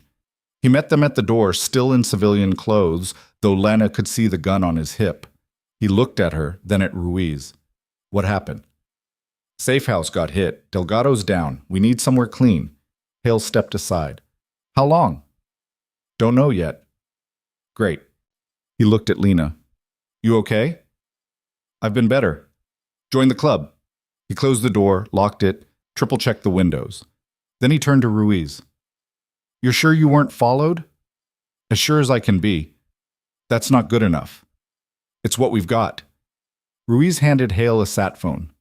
Use this. Encrypted. Don't turn it on unless it's an emergency. He looked at Lena. You're off the grid until trial. No calls, no internet, nothing that can be traced. For how long? 3 weeks, maybe 4. And after that? After that, you testify. And we pray it's enough. He left. Lena stood in the cabin, surrounded by silence. Hale poured 2 glasses of whiskey, handed her one. Drink. I don't. You do now. She drank. It burned going down. She coughed. Hale downed his in one swallow. Welcome to the fun part. This is fun? Compared to what's coming? Yeah. He refilled his glass. You know what they're going to do at trial? Attack my credibility. They're going to destroy you. They'll bring up every mistake you've ever made, every bad decision, every moment of doubt. They'll paint you as unstable, attention-seeking, delusional. And when they're done, half the jury will think you're lying, and the other half will think you're crazy. Thanks for the pep talk. I'm not trying to scare you. I'm preparing you, because once you're on that stand, you're alone. No one can help you. Not Ruiz, not me. Just you and the truth. The truth should be enough. Should be? Isn't always. He sat down, stared at the fire he'd built in the stone fireplace. Flames crackled, casting shadows. I was married once, he said, long time ago. She left when I got deployed for the 3rd time. Said she couldn't do it anymore. The waiting, the fear, never knowing if I'd come back. Did you love her? Yeah, it didn't matter. Love doesn't fix everything. He looked at Lena. You got anyone? No? Good. Makes this easier. How? Because you don't have to worry about anyone else getting hurt. The words hung there. Lena realized she'd been naive. She'd thought this was about doing the right thing, about justice, but it wasn't. It was about survival, and survival was ugly. They killed Delgado, she said quietly. Maybe. Or maybe she's alive and they're using her as bait. Hale stood. Either way, we can't help her. All we can do is stay hidden and wait. For what? For them to make a mistake, or for us to run out of time. He walked to the window, looked out at the dark forest. They're out there, watching, waiting, and sooner or later, they'll find us. Then what? He turned. His expression was cold, certain. Then we fight. 3 days passed. No contact from Ruiz, no news about Delgado, just silence and waiting. Lena spent the time reviewing her testimony, writing down every detail, every vital sign, every visit, every word Carell had said. She needed it locked in. Perfect. Unshakable. Hale spent the time checking perimeters, setting tripwires, loading weapons, preparing for a siege that might never come. On the 4th night, the sat phone rang. Hale answered, listened. His face went hard. When? He hung up, looked at Lena. Delgado's dead. They got to her in the hospital. Lena felt the floor drop out from under her. How? Posing as a nurse, injected something into her IV. She was gone before anyone noticed. They killed a federal agent. They're tying up loose ends. He checked the clip in his gun. and we're next on the list. Ruiz said, Ruiz doesn't know where we are. No one does. But they found the motel. They found the hospital. How long before they find us? The answer came 2 hours later. Headlights cut through the trees, a vehicle approaching, slow and deliberate. Hale killed the lights, grabbed his rifle. Stay down. Don't move. Lena crouched behind the couch, heart hammering. The vehicle stopped 50 yards out. Doors opened. She heard voices. 2, maybe 3. Hale was at the window, rifle trained on the darkness. Federal agents, he called out. Identify yourselves. No response. Then the first shot shattered the window. Hale returned fire before the echo faded. 3 controlled bursts into the darkness. Lena heard a grunt, a body hitting gravel. Then silence. One down, Hale said. He chambered another round. At least 2 more out there. Lena pressed herself against the wall, trying to make herself smaller. Her breathing was too loud. Everything was too loud. How many rounds you got? She asked. Enough. He shifted position, scanning the tree line. Question is how many they've got. The answer came in the form of automatic gunfire that chewed through the cabin's wooden walls. Splinters exploded. A lamp shattered. Lena covered her head as debris rained down. Hale dropped flat, crawled to a different window, fired twice. They're circling, trying to flank. What do we do? We don't die. He tossed her a pistol. You know how to use that? I'm a nurse, not a soldier. Safety's off. Point and shoot. Aim for center mass. He fired again. And pray you don't have to. She gripped the gun. Her hands were shaking so hard she could barely hold it. More gunfire. This time from the back of the cabin. They were surrounded. Hale swore. Move to cover the rear entrance. Stay low. If they breach, you run. Through the front. Don't stop. I'm not leaving you. You don't have a choice. The back door exploded inward. A figure in tactical gear charged through. Hale put 2 rounds in his chest. The man dropped, but another came behind him. Hale turned to fire. His rifle clicked empty. The man raised his weapon. Lena didn't think. She just moved, raised the pistol, pulled the trigger. The recoil jolted through her arms. The shot went wide, punching through the wall 6 inches from the man's head, but it was enough to make him flinch, turn toward her. That's when Hale tackled him. They crashed into the table, grappling for the weapon. Lena watched, frozen, as they struggled. Then Hale got the upper hand, wrenched the rifle away, and slammed the stock into the man's face. Once. Twice. The man went limp. Hale stood, breathing hard. Nice distraction. I was trying to shoot him. Work on your aim. He grabbed the man's rifle, checked the magazine. We need to move. They'll regroup. Where? Anywhere but here. They slipped out the front while the attackers were still repositioning. Hale led her into the forest, moving fast through the underbrush. Behind them, she heard shouts, orders being barked. These weren't amateurs. They ran for 20 minutes before Hale stopped. They were deep in the woods now, far enough that the cabin was out of sight. He pulled out the sat phone. This'll give away our position, he said, but we're dead anyway if we don't call for backup. He powered it on, dialed. Ruiz answered on the first ring. Where are you? Under attack. Cabin's compromised. We need extraction. How many hostiles? At least 3. Military tactics. They knew exactly where to hit. I didn't leak your location. Then who did? Silence. Then, I don't know, but I'll find out. Stay mobile. Extraction team's 30 minutes out. We might not have 30 minutes. Then make it work. Ruiz hung up. Hale pocketed the phone. 30 minutes. Can you run? I don't have a choice. That's the spirit. They kept moving. Lena's lungs burned. Her legs screamed. But she didn't stop. Behind them, flashlight beams cut through the trees. Voices called out, coordinating a search pattern. Hale pulled her into a ravine, pressed them both against the muddy embankment. Don't move. Don't breathe. The flashlight swept past. Boots crunched on dead leaves. She could see them now. 3 men in tactical gear, night vision goggles, weapons at the ready. Professional. Efficient. Lethal. They passed within 10 feet. Lena held her breath until her chest ached, counted to 60. Then Hale tapped her shoulder. They moved again. 15 minutes passed. Then 20. The extraction point was a clearing 2 miles north. They were halfway there when they heard the helicopter. "That's ours," Hale said. "Move." They broke into a run. The trees thinned. The clearing opened up ahead. The helicopter was already descending, rotor wash kicking up dirt and leaves. Behind them, gunfire erupted. Hale shoved Lena forward. "Go!" She ran, felt a bullet snap past her ear, kept running. The helicopter touched down. A side door opened. Someone reached out. She grabbed the hand, got pulled inside. Hale was right behind her.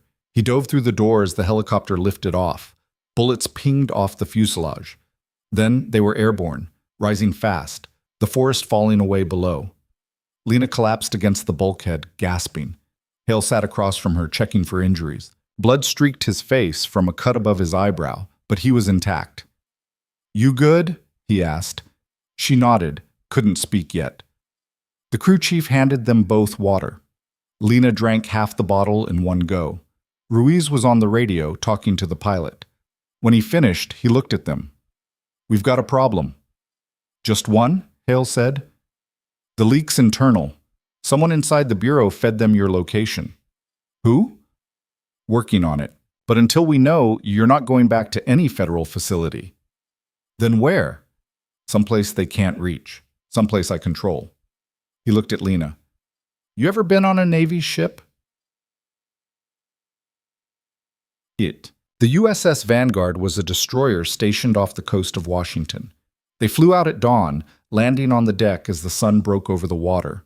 Sailors secured the helicopter. An officer in dress whites met them at the gangway. "Admiral Hale. Welcome aboard." Hale shook his hand. "Good to be somewhere with actual security." The officer glanced at Lena. "And this is the witness?" "Lena Cross. She's under protective custody. Treat her like classified cargo." "Understood." The officer led them below deck. The corridors were narrow, utilitarian, everything metal and function. They passed crew quarters, a mess hall, weapons storage, finally stopped at a cabin near the stern. "You'll stay here. No one comes in without clearance." He handed Hale a key. "If you need anything, use the intercom." He left. Lena looked around. 2 bunks, a desk, a single porthole showing nothing but ocean. "I'm on a warship." "Safest place you can be right now," Hale said. He sat on the lower bunk, rubbed his face. "They can't hit us out here, not without starting a war." "How long do we stay?" "Until trial. 2 weeks. 2 weeks on a ship. Better than 2 weeks in a coffin." She couldn't argue with that. The days blurred together. Lena spent her time reviewing testimony, memorizing every detail until she could recite it in her sleep. Hale drilled her with questions, playing the role of hostile attorney. He was brutal, relentless. Every weak point, every inconsistency, every moment of doubt, he hammered at it until she learned to defend without hesitation. "Why should we believe you?" "Because I was there. So were the doctors. They said he was comatose." "They were wrong. Or you're lying." "I'm not." "Prove it." "I have the recordings, the medical records, the vital sign patterns." "Which could be faked." "They weren't. But they could have been, and that creates reasonable doubt." She clenched her fists. "What do you want me to say?" "I want you to be ready for anything, because they're going to throw everything at you, and if you crack, even for a second, they win." She didn't crack. She got stronger, sharper, angrier. By the time Ruiz called with an update, she was ready. "We found the leak," Ruiz said over the encrypted line. "Deputy Director Wallace. He's been on Carrel's payroll for 3 years."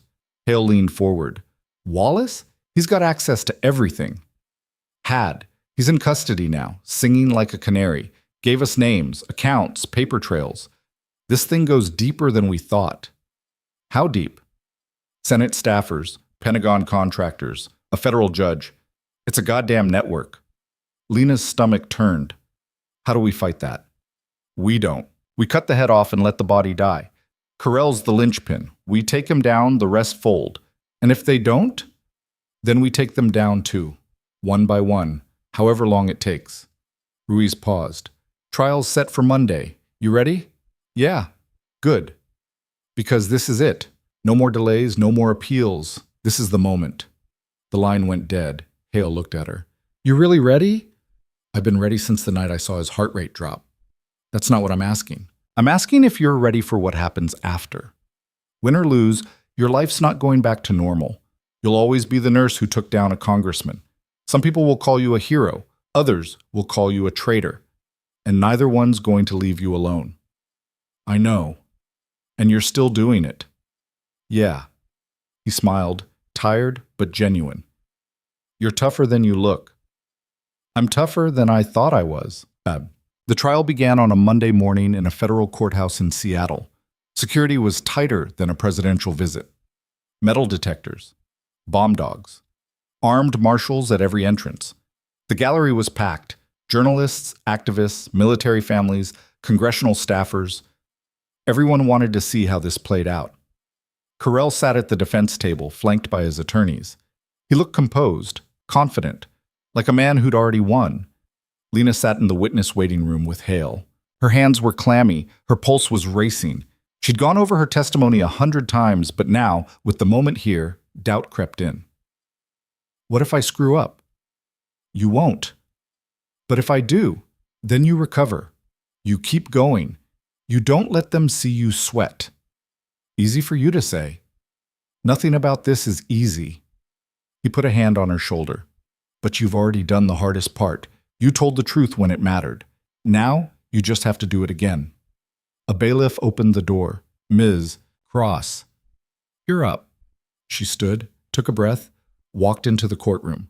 The judge was the same woman from the arraignment. Stern, unreadable.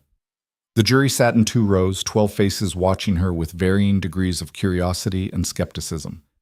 She was sworn in, sat, gripped the armrest to keep her hands from shaking. The prosecutor, Brennan, approached. Ms. Cross, can you describe your role at Ridgeview Medical Center? I'm a registered nurse, ICU night shift. And you were assigned to care for Admiral Hale during his stay? Yes. What did you observe during that time? She went through it. The vital signs, the patterns, the visits. She spoke clearly, calmly, hitting every detail. Brennan guided her through with precision, building the narrative piece by piece. Then came cross-examination. Carell's lead attorney was a woman named Garrison, 50s, sharp suit, sharper eyes. She stood slowly, like a predator sizing up prey. Miss Cross, you've been a nurse for 2 years, correct? Yes. And in those 2 years, how many patients have you cared for? I don't have an exact number. Hundreds? Thousands? Hundreds. And of those hundreds, how many do you remember in this kind of detail? The ones who stood out. Admiral Hale stood out because you believed he was conscious, but you had no medical evidence to support that belief, did you? I had the vital sign patterns, which could be explained by autonomic responses. Isn't that what Dr. Whitmore told you? Yes. And Dr. Whitmore is a board-certified neurologist with over 20 years of experience? Yes. But you, with 2 years of experience, decided he was wrong. I didn't decide anything. I observed, I documented, I investigated. You investigated, like a detective. Like a nurse who saw something that didn't add up. Or like someone who wanted to be a hero. Brennan shot to his feet. Objection. Argumentative. Sustained, the judge said. Rephrase, Ms. Garrison. Garrison smiled. Ms. Cross, isn't it true that you were struggling financially at the time? Student loans? Credit card debt? Living paycheck to paycheck? Like most people my age? And isn't it true that a high-profile case like this could lead to book deals, media appearances, financial opportunities? I didn't do this for money. But you stand to benefit, don't you? I stand to tell the truth. A truth that's convenient for your career. Lena leaned forward. A truth that almost got me killed. They burned my apartment. They shot a federal agent. They hunted me through the woods. If I wanted money, I would have taken the bribe. The courtroom went silent. Garrison blinked. What bribe? The $2 million your client's associate offered me. Miranda Voss. She came to the hospital, told me to recant. I said no. Brennan was on his feet. Your Honor, this is new information. It's on record, Lena said. Agent Ruiz has the recording. The judge looked at Garrison. Did you know about this? Garrison's face was pale. No, Your Honor. We'll take a recess. Counsel, my chambers. Now. Besta. The trial resumed 3 hours later. Garrison looked shaken. Carell looked furious. And the jury looked like they'd just had their assumptions flipped upside down. Brennan called his next witness, Miranda Voss. She took the stand looking like she'd rather be anywhere else. Brennan didn't waste time. Ms. Voss, did you approach Ms. Cross with an offer of money in exchange for changing her testimony? It wasn't like that. What was it like? I was offering compensation for her hardship, not asking her to lie. $2 million for hardship? The situation was stressful. She deserved something. And what did she say? Voss hesitated. She declined. Did she say why? She said she wouldn't lie for me. So you were asking her to lie. I wasn't. You just testified that she said she wouldn't lie for you, which means you asked her to. Voss looked at her attorney. The attorney shook his head. She was on her own. I was following instructions, she said quietly. Whose instructions? My client's. And who is your client? She looked at Carell. Congressman Vincent Carell. The courtroom erupted. The judge banged her gavel. Carell's attorneys were on their feet, shouting objections, but it was too late. The damage was done. Bapto. The prosecution spent the next week building their case. They brought in Wallace, the deputy director, who detailed how Carell had paid him to leak information. They brought in forensic accountants who traced the money, millions funneled through shell companies, fake charities, offshore accounts. They brought in contractors who testified about the equipment that never worked, the tests that were falsified, the safety reports that were forged. And through it all, Carell sat at the defense table, his composure cracking a little more each day. On the final day of testimony, Brennan called Marcus Hale back to the stand. Admiral, why did you fake a coma? Because I knew they'd try to kill me, and I needed to stay alive long enough to testify. Did you ever doubt that decision? Every day. It's not easy lying in a bed pretending to be brain dead while someone threatens you, but I'd already lost friends who tried to come forward. I wasn't going to be another casualty. What do you want the jury to know? Hale looked at them. I want them to know that this isn't about politics. It's not about money. It's about accountability. We trusted these people to serve the country, and they sold us out. Soldiers died because of faulty equipment. Taxpayers funded contracts that lined pockets instead of protecting lives. And when someone tried to expose it, they silenced us. But not this time. This time, the truth survives. The jury deliberated for 6 hours. When they returned, the forewoman stood. The judge asked for the verdict. On the count of conspiracy, we find the defendant guilty. Carell's face went white. On the count of obstruction of justice, guilty. His attorney grabbed his arm. He shook her off. On the count of witness tampering, guilty. Someone in the gallery started clapping. The judge banged her gavel. On the count of attempted murder, guilty. Carell stood. This is a travesty. This is... Sit down, Mr. Carell, the judge said. He didn't. You're all going to regret this. Every single one of you. Bailiff, remove the defendant. 2 marshals grabbed him. He struggled. This isn't over. You hear me? This isn't... They dragged him out. The courtroom exploded in noise. Journalists rushed for the exits. Cameras flashed. Lena sat in the back, watching it all unfold. Hale was beside her, expression unreadable. We won, she said. Yeah. You don't sound happy. I'm relieved. That's different. She understood. This wasn't a movie ending. This was just the beginning of a long process. Appeals, sentencing, more trials for the other conspirators. Months, maybe years of watching this play out. For now, it was enough. 3 weeks later, Carell was sentenced to 35 years in federal prison. No parole, no early release. The judge called his actions a betrayal of public trust and a threat to national security. His co-conspirators were rounded up one by one. Pentagon officials, contractors, congressional staffers. The network collapsed like a house of cards. Lena watched it on the news from a hotel room in Denver.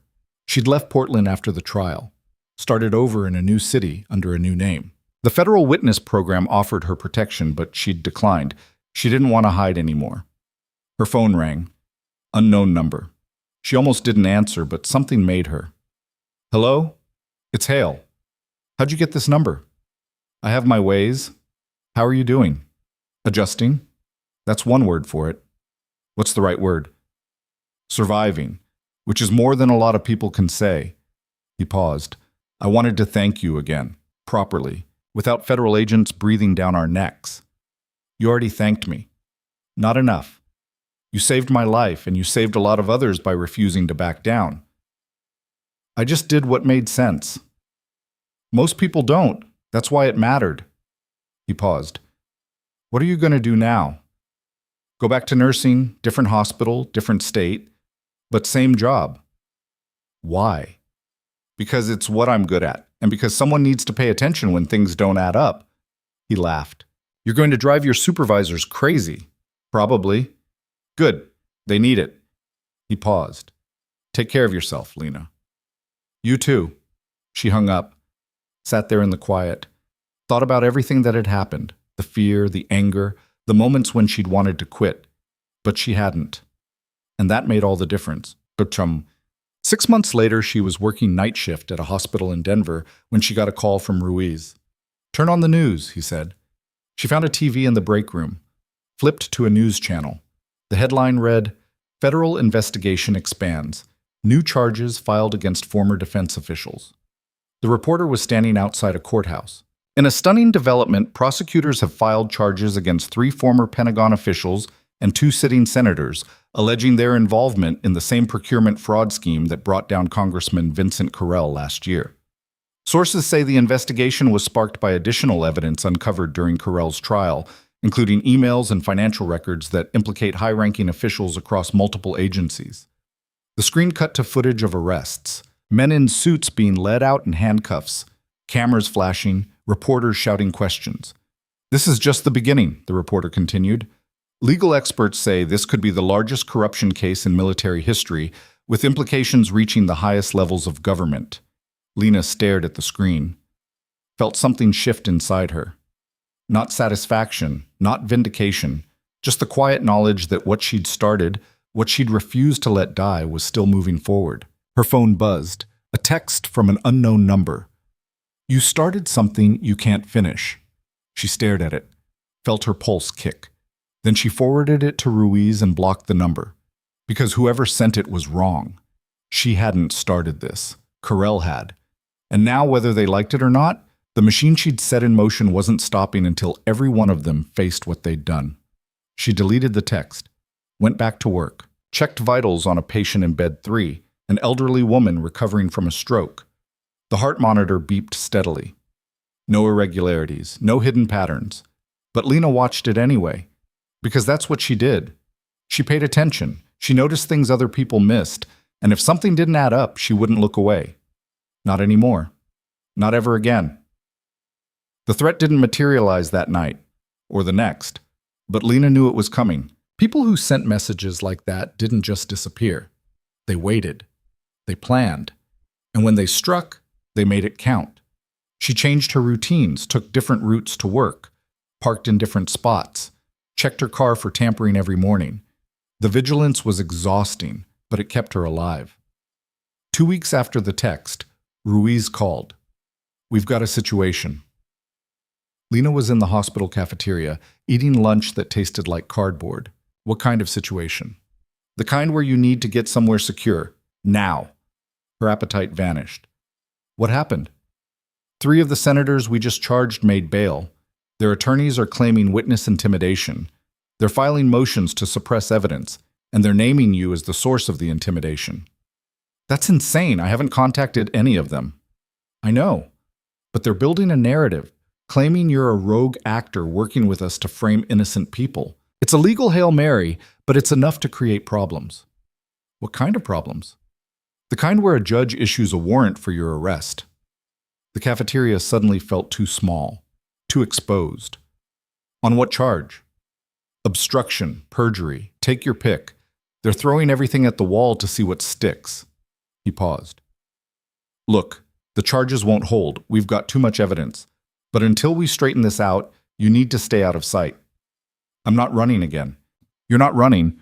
You're strategically relocating. Sounds like running to me. Lena, no. I'm done hiding. I testified. I told the truth. If they want to arrest me for that, fine. Let them. But I'm not going to spend the rest of my life looking over my shoulder. Ruiz was quiet. Then, you're making this harder than it needs to be. Good. I'm tired of things being easy for them. She hung up, finished her lunch, went back to work. At 1602 U.S., marshals walked into the ICU. Pemberton intercepted them. Can I help you? The lead marshal showed his badge. We're looking for Lena Cross. Lena stepped forward. That's me. He looked uncomfortable. Ma'am, I have a warrant for your arrest. Pemberton's eyes went wide. What? This is a mistake, Lena said calmly. Call Agent Ruiz, NCIS. He'll explain. Ma'am, I need you to come with us. Am I under arrest? The warrant says you are. Then read me my rights and let's get this over with. He did. Cuffed her. Led her out through the hospital lobby while staff and patients stared. She kept her head up, didn't flinch. If they wanted a spectacle, she'd give them one. They took her to the federal courthouse, booked her, fingerprints, mugshot, the whole humiliating process. Then they put her in a holding cell with 3 other women who looked like they'd been through worse. She sat on the bench, waited. 3 hours later, Ruiz showed up with a lawyer named Garrett. 30-something, sharp suit, sharper mind. This is a joke, Garrett said. He was already pulling papers from his briefcase. The charges are baseless, retaliatory. We'll have them dismissed by morning. Why not now? Lena asked. Because the judge who signed the warrant went home for the day. We have to wait for arraignment. So I spend the night here. Unfortunately, Lena leaned back against the concrete wall. Great. Ruiz looked furious. This is Carell's people. They're desperate, trying to discredit you before the other trials start. Will it work? Not a chance. But it'll make headlines, and headlines create doubt. Then we need to kill the narrative. How? Same way we did last time, with the truth. The arraignment was at 9 a.m. Lena walked into the courtroom in an orange jumpsuit, hands cuffed in front of her. The gallery was packed again. More reporters, more cameras, more people waiting to see if she'd crack. She didn't. The judge was new. A man in his 60s with a reputation for not tolerating games. He read the charges, looked at the prosecutor. Counselor, explain to me why we're here. The prosecutor, a younger man who looked like he'd rather be anywhere else, stood. Your Honor, the defendant has engaged in a pattern of behavior designed to obstruct ongoing investigations. And what pattern? Be specific. She's been in contact with federal agents. As a witness, that's her job. She's provided testimony that contradicts established medical opinions, opinions that were proven wrong at trial. Next. The prosecutor fumbled through his notes. She's financially benefited from this case. Has she? Show me bank records. Show me contracts. Show me anything that proves she's profited. We're still investigating, so you filed charges without evidence. We have reason to believe belief isn't evidence. The judge turned to Garrett. Defense? Garrett stood. Your Honor, this is prosecutorial misconduct. My client is a registered nurse who reported a crime. She's testified truthfully in federal court, and now she's being punished for it. These charges are retaliatory, baseless, and an abusive process. We move for immediate dismissal. The judge looked at the prosecutor. Anything else? Your Honor, if we could just dismissed all charges. Miss Cross, you're free to go. He banged his gavel. And counselor, if you bring a case this week into my courtroom again, I'll hold you in contempt. The prosecutor sat down, face red. Lena was uncuffed. She walked out of the courtroom a free woman. The press was waiting outside. Microphones shoved in her face. Questions shouted over each other. Ms. Cross, how does it feel to be vindicated? Do you think this was retaliation? Will you continue to testify? She stopped, looked at the cameras, thought about everything she'd been through, the threats, the fire, the gunfight, the nights in hiding, and now this, arrested for telling the truth. I'm not a hero, she said. I'm a nurse who saw something wrong and reported it. That's it. But what happened to me, the intimidation, the attacks, the arrest, That's what happens when you challenge people with power. They try to break you. They try to make you regret standing up. And I'm here to tell you, it won't work. Not on me. And not on anyone else who decides the truth matters more than safety. She walked away. The reporters followed, but she didn't answer any more questions. That night, the story went viral. Not just the dismissal, the whole arc. Nurse exposes conspiracy, gets hunted, gets arrested, gets vindicated. The internet erupted. Half the country called her a hero. The other half called her a political operative. But everyone was talking. Lena watched it from her hotel room, phone buzzing nonstop with interview requests. She ignored them all. This wasn't about fame. It never had been. Her phone rang, actual call. Hale. You handled that well, he said. Thanks. You okay? I've been better. Yeah, I bet. He paused. Listen, I'm heading to D.C. next week. Final round of hearings. They want me to testify about the broader implications, the systemic failures, all that. Sounds exhausting. It is, but it matters. And I was thinking you should come. Why? Because you started this. You should see it through. I don't need to be there. Maybe not. But the people testifying need to see you. They need to know someone fought this hard and survived. It'll give them courage. Lena thought about it. About the nurses and doctors and whistleblowers who'd been too scared to come forward. About the people who'd watched her story and wondered if they could do the same. All right, I'll come. The hearings in D.C. were nothing like the trial. This was Congress, formal, procedural, bureaucratic. But the stakes were just as high. If the committee voted to recommend charges, more people would fall. If they didn't, the network would survive. Lena sat in the gallery, watching as witness after witness testified. Contractors who admitted to falsifying reports. Procurement officers who detailed the bribes. Pentagon officials who explained how the system had been corrupted from the inside. And then Hale took the stand. He didn't hold back.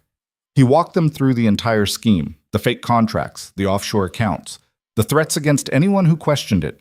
He named names, showed documents, laid it all out in excruciating detail. When he finished, the committee chair, a stern woman from Ohio, leaned forward. Admiral, in your opinion, could this have been stopped sooner? Yes. How? If people had listened when the warnings came, if the system valued truth over convenience, if we'd protected whistleblowers instead of punishing them. He looked at Lena in the gallery. One nurse noticed something wrong and refused to let it go. That's all it took. One person paying attention. Imagine what we could accomplish if more people did the same. The room was silent. The chair nodded. Thank you, Admiral. After the hearing, Lena met Hale in the hallway. He looked drained. That was something, she said. It's not over yet. They still have to vote. You think they will? I think we gave them enough that they can't ignore it. Whether they act on it, he shrugged. We'll see. They walked outside.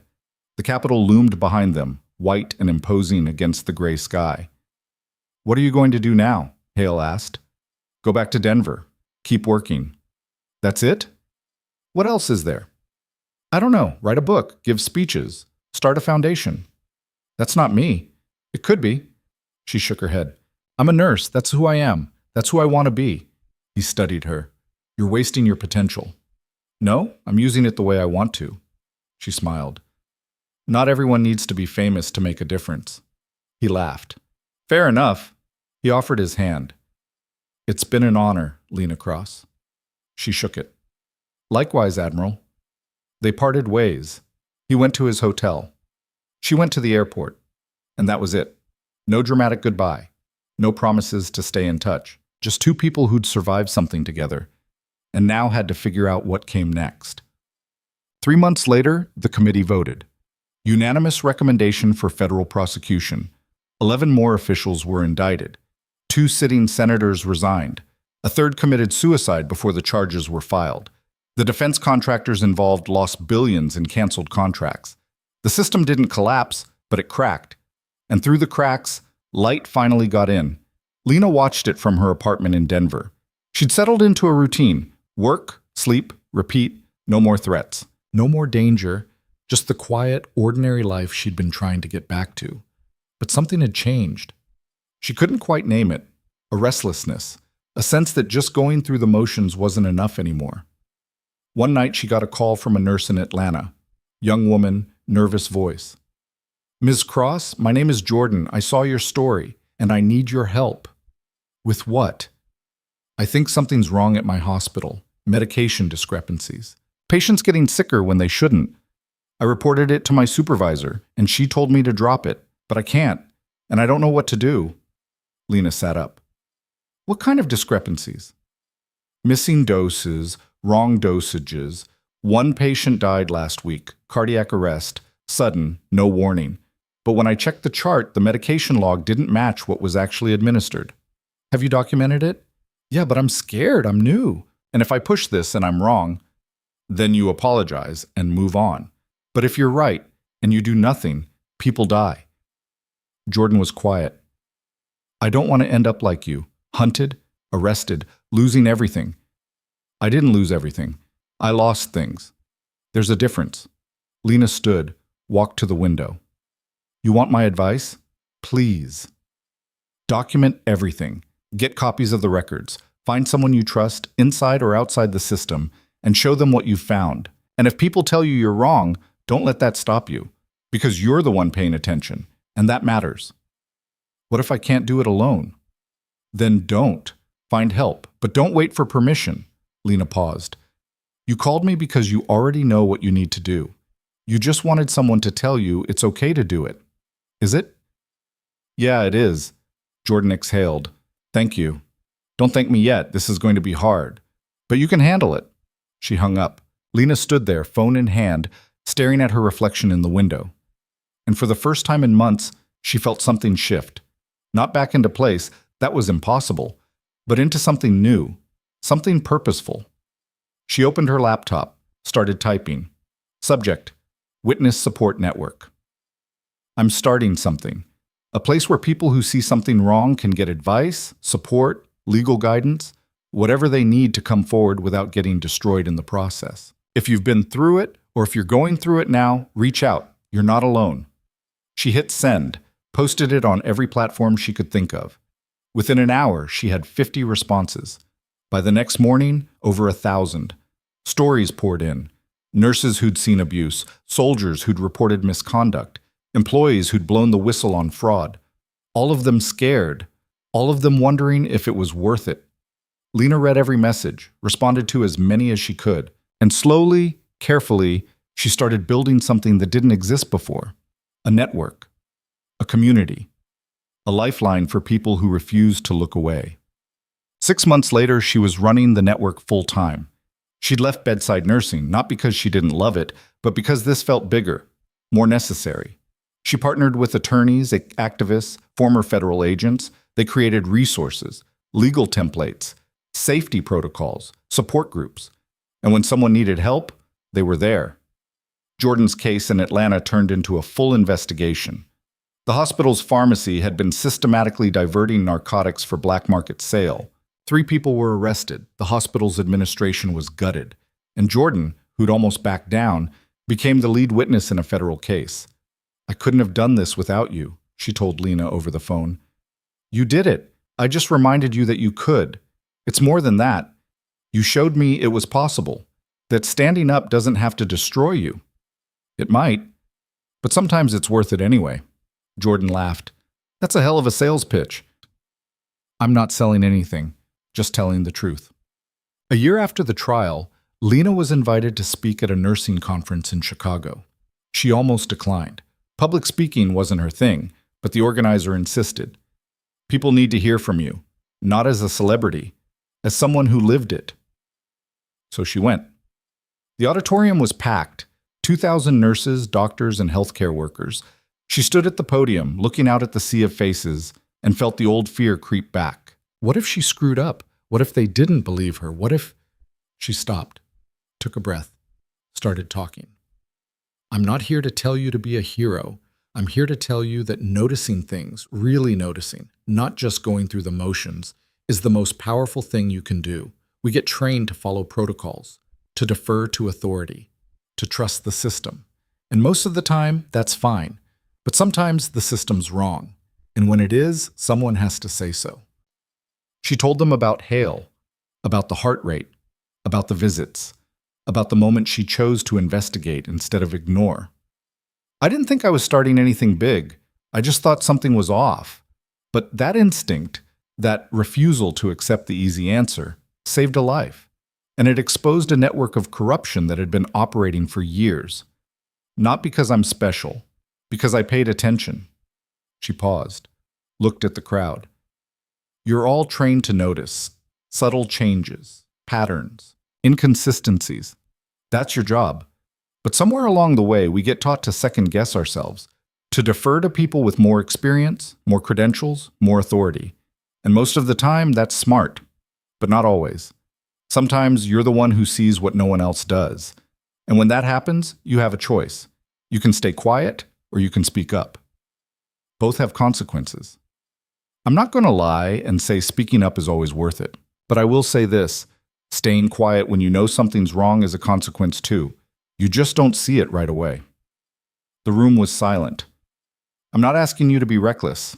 I'm asking you to trust yourself, to document, to investigate, to ask questions. And if you find something, to find help.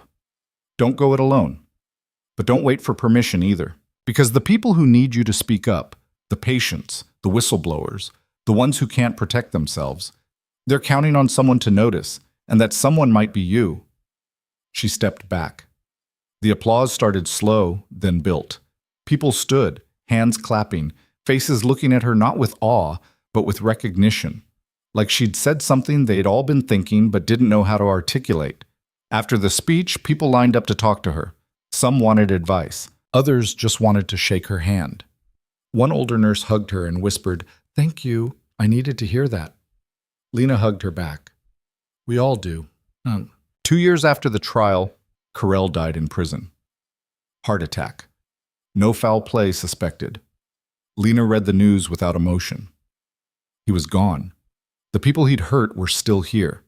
That was all that mattered. The network she'd built was thriving. Hundreds of cases, dozens of successful prosecutions, and more importantly, hundreds of people who didn't feel alone anymore. She was in her office one afternoon when Ruiz called. "You see the news?" "Which news?"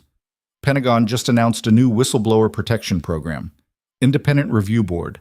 Direct reporting line, legal protections, the whole thing." "Because of us?" "Because of you. The committee cited your case as the reason they needed reform. You changed policy, Lena." She sat back. Let that sink in. "Huh? That's it? Huh? What do you want me to say?" "I don't know. Maybe something about how this is a huge victory? It's a start. Doesn't mean the system's fixed. Nothing's ever fixed, but it's better. And that's because you didn't let it go." She smiled. "I had help." "Yeah, but you started it." He paused. "I'm proud of you, for what it's worth." "It's worth something." They hung up. Lena stood, walked to the window, looked out at the city. It was snowing, light, gentle, the kind that made everything look cleaner than it was. She thought about the night she'd first noticed Hale's heart rate drop, how small that moment had seemed, how easy it would have been to ignore it. But she hadn't. And because of that, a decorated officer was alive. A corrupt network was dismantled. A system was forced to change. And people who thought they had no power learned they did. She wasn't famous. She wasn't rich. She hadn't written a bestseller or become a media darling. But she'd done something better. She'd refused to look away. And she'd shown others they could do the same. Her phone buzzed. Another message from someone asking for help. She read it, responded, started walking them through the process. Because that's what she did now. She noticed. She listened. She helped people find their voice when the world tried to silence them. And if that wasn't enough, if she never got another headline, another accolade, another moment of recognition, it didn't matter. She knew what she'd done. She knew who she'd become. And she knew that somewhere, in some hospital, some office, some corner of the world, someone else was noticing something wrong, deciding whether to speak up or stay quiet, wrestling with fear and doubt and the weight of consequences. And maybe, just maybe, they'd remember her story. and they'd choose to speak. Not because it was easy, not because it was safe, but because someone had to. And sometimes that someone was them. Lena turned back to her desk, opened her laptop, started typing a response to the message. Outside, the snow kept falling, and inside, the work continued. Because the truth doesn't protect itself. People do. One choice at a time.